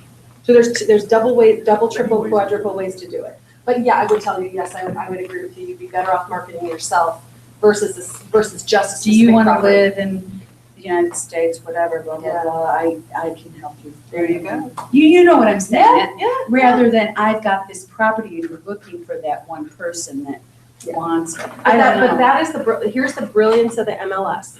The brilliance of the MLS is you don't have to figure out what buyer is gonna find that property. If a buyer wants a property that matches your criteria, ding, ding, ding, they can find it. That's the brilliance of the MLS. The people have died on the marketing cross so many times. Yep. Now, it's never a bad idea to market for listings. Never a bad idea to market for listings. And I hope you've heard what I say, listings, he who controls the board controls the game, right? So marketing for listings, always a good idea. But, marketing for the buyer to buy Yeah. this house, what is Donald Trump gonna buy today? I mean, the people who can afford it, what are they going to afford? And, and look at this, we were just looking at $1 million homes, So it was a real interesting tour of Anchorage because you have older homes in very Tony neighborhoods compared to gigantic homes in very Tony, also Tony neighborhoods, but that sell at the same price point. But I mean, we were looking at, okay, well, if I'm gonna buy the house on Campbell Lake that was built in 1974, I'm gonna have to put $250,000, $300,000 in to bring it up. Or if I go buy in Prominence Point, I might have a hard time selling that house. I mean, but it's a real interesting. So whoever's gonna, I'm just saying, whoever has the ability to buy something for $1 million is gonna look at every property at that price point, and is really gonna do a hardcore evaluation. And they're probably also gonna look from probably, I would say, $600,000-$700,000 to $1 million. Right? Because if I have that amount of money to spend, I'm gonna look at every single thing that's available, because I'm gonna wanna make sure I don't miss the perfect property. And then you get into the, well, should I trade the luxury Tony address for the cooler, more established address that I get to go and put my taste in? Because if I don't love, when you get into those $1 million properties, if I don't love your taste, that is a lot of money. I mean, you're talking about just the kitchen itself could be $200,000 like that. So if I don't love that property, like love it, that's a problem. Does that make sense to everybody? It does, and I know one property that's on the market for at least 2 years now. It's been on and off, so you may know it. It's in the area, the Turning On area. Mm-hmm. And it's built in the 70s, but it's got this very blocky avant-garde look from the 70s, with the concrete square block look. And The bunker. What's that? The bunker look. Yeah, the bunker look, yeah. And the owner is an engineer out here. He's got an engineering company here, and he's got such a physical, emotional attachment to that. He tried to do buy seller for a year, didn't work. For sale by owner. For sale by owner, didn't work. Then he got a realtor involved for a few months, and then I guess the guy told him, dude, you're not going to get what you think you're going to get for it. This is what it should be priced at. He didn't like it, so he took it off the market, and now he continues to live in it. But he's got a mother-in-law's add-on, whatever. Yeah, it's really interesting. Has anybody been down on the Turnagain Arm and seen, I call it it's in Girdwood, so you're on Alyeska Highway. It's the stained glass house. Uh-huh. Do you know what I'm talking about? You're driving up to the Alyeska Prince, about 3/4 of the way up Alyeska Highway. Is it wood? On your left, there's a blue house that's up. It's a stained glass house. Like every single window is stained glass. So, and there's some really interesting, beautiful architecture in Girdwood. Not just absolutely beautiful cabin architecture, but there's like a couple Zen houses that are built in the absolute Japanese, like a pristine Japanese style. They're beautiful. And then there's all kinds of whacktacular other kinds of fun. But this one house is directly on Alyeska Highway. You would know it. It's blue. It's got, and I might even be able to find it. I might not be able to find it, but let me see if I can show it to you.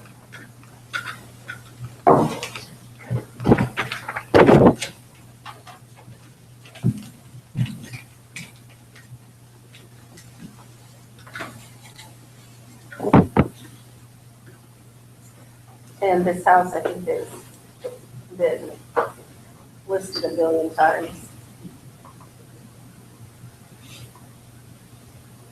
And I'm gonna want Girdwood, and I'm gonna just say,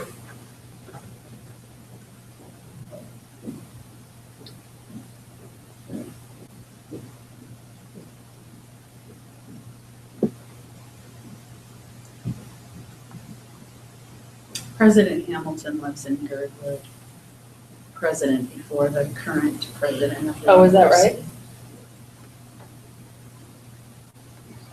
Right on Alyeska Highway.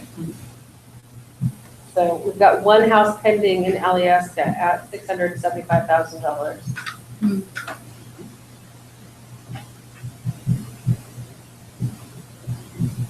I wonder if this might be it. It goes on the market, it goes on and off the market quite a bit. No, that's it. So that's because the owner's trying to sell it but just can't find the right buyer. Correct. It's been listed probably 5-6 times, but I'm gonna have to change my dates. I have to go back.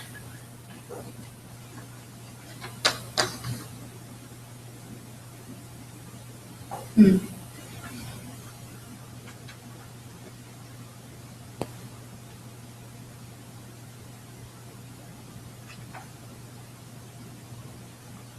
I've only, this one only went back a year, do you see that? Mm-hmm. So they canceled, I'm gonna go back to.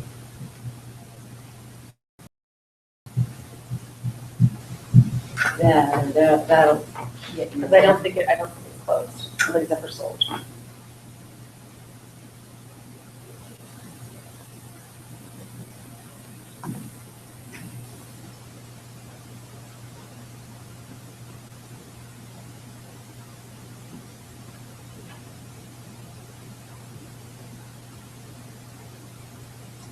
But yeah.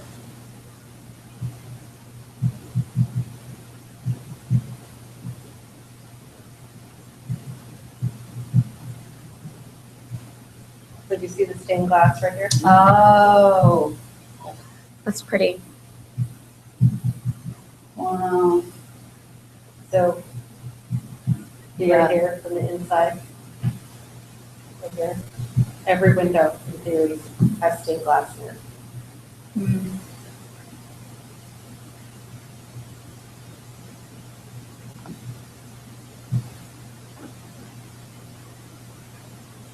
It's, and then now I'm gonna go here and you'll see, I'm gonna go to the history, right? So this is how many times it's been listed and canceled. As low as 600, Yeah. 595. So oh wait, let me go back to the history, right? That's interesting. So canceled in 2000, canceled again in 2000, canceled again in 02, canceled again in 06, canceled again in 07, and finally sold in 2009. But was at high one time as $798,000. And it finally sold at $595. And that's in 2010. But my point is, what do you imagine? Oh, and look at that photo. That's the photo that it closed on. It was listed for $599. And let me see. I gotta change my report to private. But here's my point with this is it was on the market for 354 days, so that's a year, right? And its original listing price when they listed it in 09 was $698. They finally closed it at $595. And that was the lowest it had been listed at.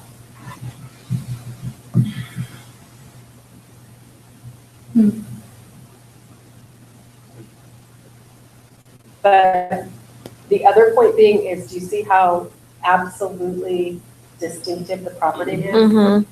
So I have to not only love stained glass, I have to love everything about, oh, and this is right on highway. This is on Aliasta Highway.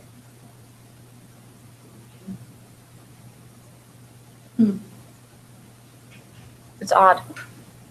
Right? And when you guys drive by, you'll be like, I know what that is. But that's the whole point. But look at the history. So you were asking, will a house sell? Yes, the house will sell. And you see people who will go through 10 years of trying the seller tried to sell the house for 10 years. And finally, when they hit the right price point, it finally sold. Okay, That so, was pretty significantly off from where the owner had it originally at. well, and 700 and grand if or you, more, right? if you look at it, let me go back to the, sorry, What? detail, I write the detail, and then I can. It started It out- was also sold right during, now I know Alaska didn't go through that whole Yeah, crisis, yeah. but that's exactly when things really hit the tank. It really did, but at least he had had the pleasure of 10 years of trying to knock it out of the park. Do you know what I mean? True. So Yeah. irrespective of if the market went down or not, this particular seller had the pleasure of knowing that he had tried every single price point, including $800,000. Right. But where did it finally sell? Mhm. 600. And I'm not saying it was listed at 598 in 2000. So, I mean, literally where it sold, that's 9 years later. Mhm. Do you see that? And I'll just have to, I don't know, days on market was 110. So look at how long this property had really been on the market. 213 days, 110, 63, 226, 123, And then a whole year. 354 in order to get that sold, and they had to come down $100,000. So as a conversation or as a strategy, do you have conversations like this and using perhaps even stuff like this as an example with a buyer or with a seller to help them understand real estate at this level? Well, I would tell you, this is an absolute perfect house to show. I mean, this would be the perfect house to kind of use as my example, and it's the example that does prove the rule. Like you have, this is, I know their property is probably completely and totally not the same. And here's what they would say, it's not the same, doll. This is It's totally not the different. same. And you're like, no, the concept is the same. It's the concept. Yeah, the concept is the same. It's not the property that's the same, it's my concept. And here's what I'm trying to show you. Yes, there's a buyer for everything, because yes, there is a buyer for everything, guys. But when is it going to sell?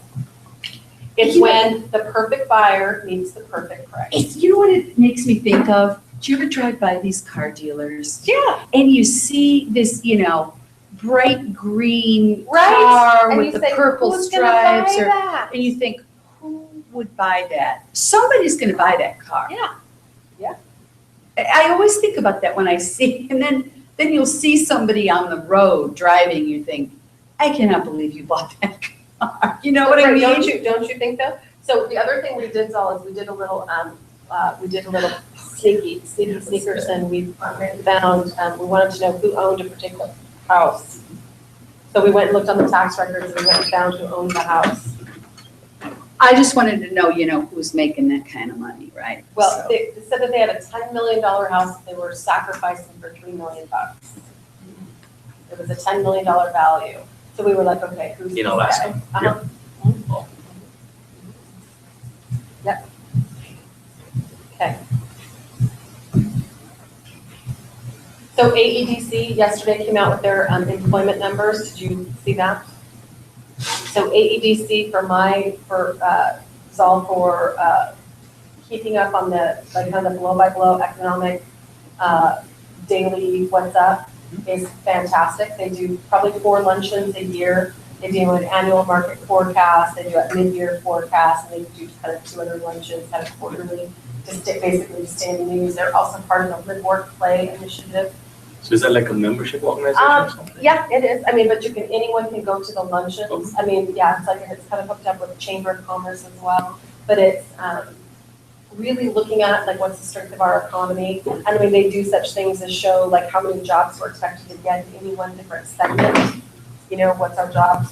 But they just came out with our unemployment or our employment numbers, which were pretty fascinating. And I thought it was probably a tie-in with the president being there as well for them coming out with. They're definitely, you definitely would want to be on the nightly news if you can when the president is in town, right? So does that make sense to everybody? Okay, the other thing I wanted to show you that I came,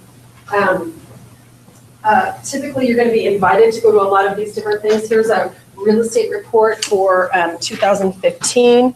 This was done with Brian Buffini, is a real estate coach. He's pretty fabulous. I like him a lot. He did a program with Wells Fargo. So sometimes you're going to go to, has anybody ever gone to a Cine meeting? Do you know what I'm talking about a Cine meeting? Mm-hmm. It's where, they're really fabulous, where I could be putting on a program in New York City and I can broadcast it throughout the entire United States. And we can all go to a movie theater and we can watch the same meeting that's happening. And a lot of times they'll have kind of like national speakers that literally wouldn't or couldn't come to like Anchorage, Alaska. So Wells Fargo did a 2015 real estate report, and I thought you guys would want to see it. So this is nationwide, some industry facts, but if you needed to put some information into a listing presentation, or if you needed to just like kind of be able to be conversant on some facts that are true in 2015, okay? So median days on the market. Now, can I help you guys out? This is nationwide. This is not Alaska specific. I would much rather you use Alaska specific information, but a lot of people are coming from one of the things, and to your point, where there's so many people coming from out of state, these numbers would make more sense to them, and then we need to translate them into what's it really like in Anchorage. So median days on the market, September 2013, 50 days, now 56 days. Existing home sales in September increased 2.4 million. The inventory at the end of September was down by 1.3. 35% of homes sold in September were on the market for less than a month. That tells people things. They have home sales across the United States. So this gives you an idea of where people would be coming from, right? So what do you notice? What do you notice about the bottom tier of the United States? What do you notice about the South? The South is on fire. I don't know what's going on in the South right now, but I would want to know what's going on in the South. There's something going on in the South. Do you see that? Colorado, tops home sales in Colorado is interesting. Arizona, Arizona and California are and should always be there. Would that make good sense to you because of their population? But so it gives you region. Then you've got the mortgage stats. 12% of buyers throughout the thought that saving for a down payment was difficult. Yeah, you think? I think so. What do you know that's happening in October? Why am I excited about real estate in the next couple months? What do you know that's coming out in October? So just the PFD? The PFD, and how much is our PFD scheduled to be? Anybody know? $2,100. $2,100. So a family of four, in theory, could buy a home instead of going and buying a bunch of crap at Costco. So what I want you thinking about right now is with all your friends who are talking about having a couple dividends that you could put together. 2 dividends, $4,200, adding to maybe a couple other thousand. That's a down payment on a house. 3.5% is kind of what we're looking at. Okay. So what am I talking about? When anybody starts talking dividends, guess what I'm talking about? I'm not talking about vacations. I'm not talking about paying off credit cards. I'm talking about getting people qualified and getting their butt to the bank. Okay, and finding out how much house they can afford. Okay. So one of the things and that's something that should be on top of your mind awareness for September and October. So you really have an opportunity to kind of decide where somebody's going to put their money. And it could be in houses, or it could be in cars, or it could be in flat screen TVs, or it could be in trips to Hawaii. And I always tell people, an experience lasts for the minute. A house lasts for years. An experience lasts for a minute. Okay, so 45% of Americans say that mortgage rates will go up over the next 12 months. Just so you know, mortgage rates are expected to increase 2% in the next year. That's a lot. So we have the fierce urgency of now to try and get people interested in purchasing property, because if you're not fiercely interested in purchasing property right now, just imagine what an increase in 2% in interest rates is going to do to buyers. Now, guess what I'm going to tell you? Buyers are still going to buy and sellers are still going to sell. It's just they get more house now than you would later, right? Lower payment, or I could buy a nicer house and pay less for it. Oh, there's something. 95% of first-time buyers finance their home purchase, while 84% of buyers did the same. Meaning that there's only 5% of people out there paying cash for houses, guys. Only 5% pay cash. Now, there's a lot of us who don't believe in leverage. I don't believe in spending my money. Most people who are going to create real estate wealth are going to use as much of somebody who has borrowed money as they possibly can. 92% of borrowers chose a fixed rate mortgage. That should make good sense. Why should that make good sense? Why would choosing a fixed rate mortgage be a smart thing to do? Oh, I mean, you don't know what's going to happen. It could go sky high and you'd be screwed. Interest rates are historically low, and when I mean historically low, I mean my great grandparents didn't have mortgage rates as low as 3%. Wow. Historically low. Okay. 26% of buyers said the mortgage application approval process was somewhat more difficult than expected. I will absolutely back that up. People are really, really put off by the machinations that they have to go through in order to get a mortgage. But here's what I always tell people. I'm like, look, if you got $20 bills stuffed in your mattress and you can afford to buy a house, great. If you don't, you're going to have to go through a process. I like to let people know on the front end, it's kind of painful. I don't consider it to be, we talk about going to a banker, like going a day spa experience. It's really a invasive body exam, like a proctologist experience. So I think I like to tell people that. I don't like people to, because people feel very put off by the experience. That is also why it is so critical. I'm going to say it again. You need to meet lenders. You don't want to be introduced to lenders on accident. You want to be introduced to lenders on purpose. You need to have a group of people that you can send buyers to that are going to make them feel incredible. I had a gal in class. Do you remember Sarah? She was, She was the one who had the baby. yes, the insurance. Yeah, Okay. Sarah just got pre-qualified with our lender, Oh, or good. at least she was gonna give it a whirl, and I let her know that was gonna happen, and she didn't have her husband didn't have a good experience. So I was trying to let, Kelly Greenwater, trying to let Kelly know, hey, I'm sending somebody to you, and they had a bad experience with somebody that they were before. Because I think Kelly's at least willing to work with buyers who maybe aren't quite willing, or I'm sorry, not willing, but aren't quite able to buy right at this moment, and really help them through that process. So Okay. I'm trying to match her up with maybe somebody who's gonna be a better fit, Mhm. personal wise, okay?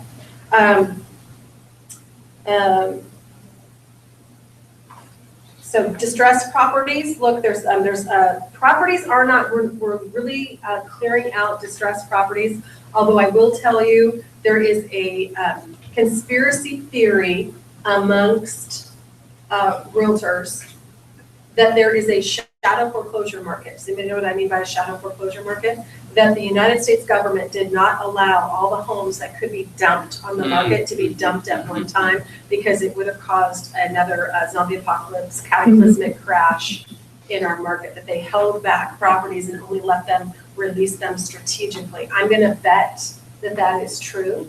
I'm gonna say that, I mean, just because we're not showing a ton of repos and foreclosed and short sales on the market doesn't mean that they don't exist out there.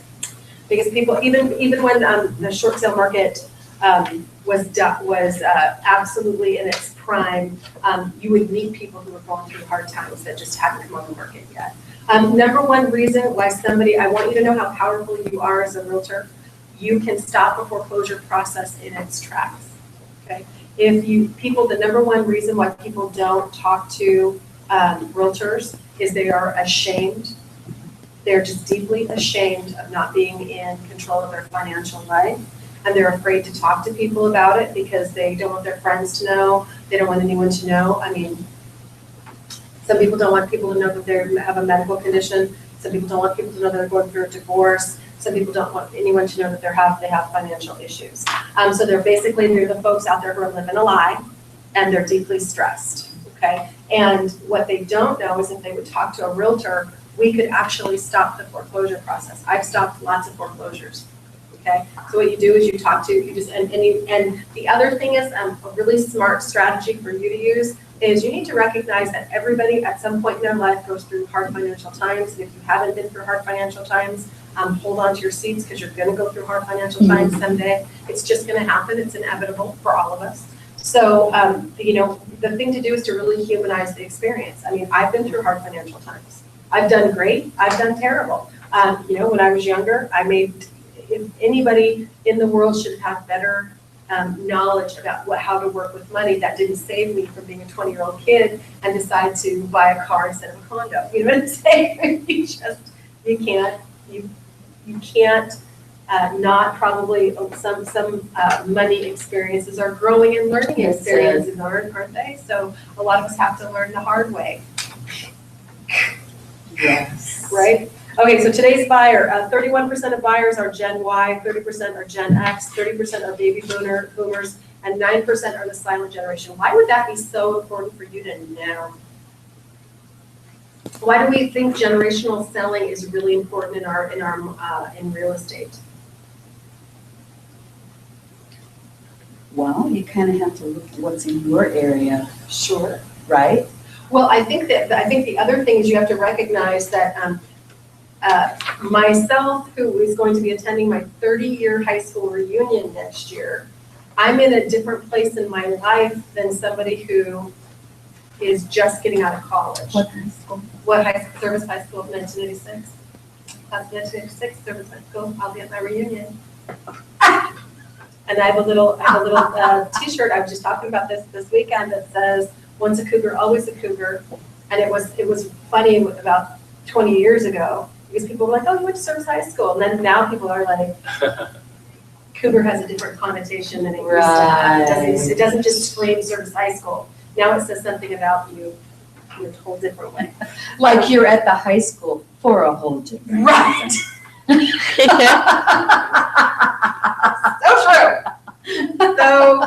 true.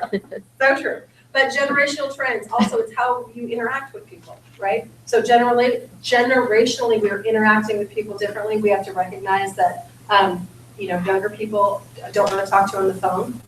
As a matter of fact, my kids hate talking on the phone. And I, after 2 texts with them, am irritated with texting. They will carry on a 40-minute text conversation that we could have had in 3 minutes just talking on the phone. But if I call them, they won't answer. They'll continue to text, but they won't answer the phone. They don't want to talk on the phone. Isn't that interesting? So you have to understand how to interact with people. That's super important, right? Okay? My phone is ringing. And I'm just going to tell you. Sorry, I wish I could. So that's why it's so important for you to know about generational buying. You're going to deal very differently. So people of my generation, I want to speak with you on the phone. I want to look at documents and touch documents. I want to sign a listing contract in blue ink. Other people are absolutely happy to do everything electronically. I'm not as in love with electronic signatures, but I do recognize that most of my clients like electronic signatures. Okay. What else do we have? First-time homebuyer facts. First-time homebuyers we are considered in the West, right? 32% of your buyers are going to be first-time homebuyers. I'm on page 5, if that's helpful. 29% of buyers in September were first-time buyers. For the first-time buyers, that made up less than 30% of all buyers in the 17 to 18 months. So people getting into the market for the first time are really important to you. People getting into the market for the first time. Gen Y, 76% of Gen Y are first-time homebuyers. Why is that important for you to know? You need to know how to interact with Gen Y buyers. I am not the expert on the different millenniums. Probably Sue Ellen Appleoff in our Valley office is really tuned into this whole thing, but it's a big deal. As a matter of fact, there are entire marketing companies that are just studying this, and that's how they're doing all of their every advertisement that you see is absolutely now pinpointed to an actual generation of person. Okay, so all of the kind of faster, glitchier, they're geared to young people. Those kind of ads make me dizzy and make me want to vomit. Today's buyer, no, I'm moving on from page 5 to page 6. I'm so happy they have page numbers. So seller stats and trends, okay? Gen X comprise the largest share, 29% of home sellers, followed by older baby boomers, 22, and younger baby boomers, 21. Young sellers are more likely to sell to upgrade to a larger home or for a job relocation. Older sellers want to downsize in retirement or be closer to friends and family. You will also find a really startling fact. You will find that people will, in their retirement years, decide to go move into their dream home. So those are people who are going to go from a little teeny tiny condo, and they're going to go buy a $1 million property for the 2 of them because they deserve it. And Yeah, having kids and stuff, I remember my mom always saying, I can't have anything nothing nice. right? Nothing And nice. my daughter was telling me the other day, why don't you get new plates? You know what, I'm getting them when you move out. Exactly. Because you chip them, you break Ruin them, you but break them. Exactly. no more new stuff. till Exactly. you move Yeah, out. as soon as you move out, and I'm giving you all my old crap, and I'm going Exactly, and getting new. you can have that old couch. That's and I'm right. gonna It's get all something yours, new. baby. But isn't that interesting? And don't underestimate the people who are going to be selling their property, who you think are going to go move into the retirement home, are going to go move into the $1 million Lux properties that they've always deserved. It cracks me up when you go to a listing appointment and you're in a 6,000 square foot house and there's 2 people who live in exactly the same 3 rooms I just talked about earlier. Where do you spend the time in your homes all? Me? Yeah. mean, there's 3 places I spend time in my house: my bathroom, my bedroom, and my kitchen. Well, those are the 3 rooms that are in my condo, so I guess. Pick one. I mean, where do you spend time in your house? Kitchen, bedroom, and then I have a bedroom I converted to an office. sewing Okay, so room. you spend time there. But I mean, is there any other areas you go to in your house? Once in a while, the living room to watch TV with the Okay. fam. Okay, but literally, when you start to think about it, it's hysterical. These people will live in 3 rooms and 6,000 square Right. feet, but they live in the same 3 rooms. But the rest of their house is pristine. It's immaculate and amazeballs. Okay. So, but seller trends are something we're talking about. 13% of sellers wanted to, okay, we just talked about that, sorry. 36% of sellers offered incentives to attract buyers, including home warranty policies and closing costs. Now, pretty thorough. Most contracts that we write are going to come with closing cost assistance. So sellers upgraded. 40% of sellers bought a home larger than their current one.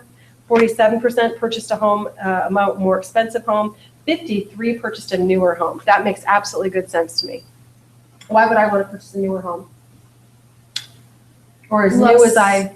Less things to have to repair. Or you're also, when you go from a 70s property to a property built in the 2000s, for example, Right. that's a whole different style of home Yeah. as well, right? Yep. Okay, 45% of sellers reduce their initial asking price at least once. Sellers lived in their homes for 10 years, up from 6 in 2007. That is absolutely critical information for you to know. I would circle Yeah, that. I was just gonna say. Because if I'm marketing in a neighborhood, if I'm gonna do what we call farming in a neighborhood, I'm looking for people who have lived in their house for at least 10 years, because they are right. And what do they also have in their house? In theory, they have Equity. equity. They're your golden sellers. Okay, so we're gonna start our, I bought you lunch today. Thank you. You're welcome. It's pizza again, every Thursday. So they've got buyers on the internet. You guys could read this on your own, and they've got consumer confidence. Obviously, we talk so much about consumer confidence, and the news carries consumer confidence so much because consumer confidence is everything. Consumer confidence is everything. If I feel good about life, I'm going to buy stuff. If I don't feel good about life, I'm not. Okay? All right, we're going to finish up listing gods.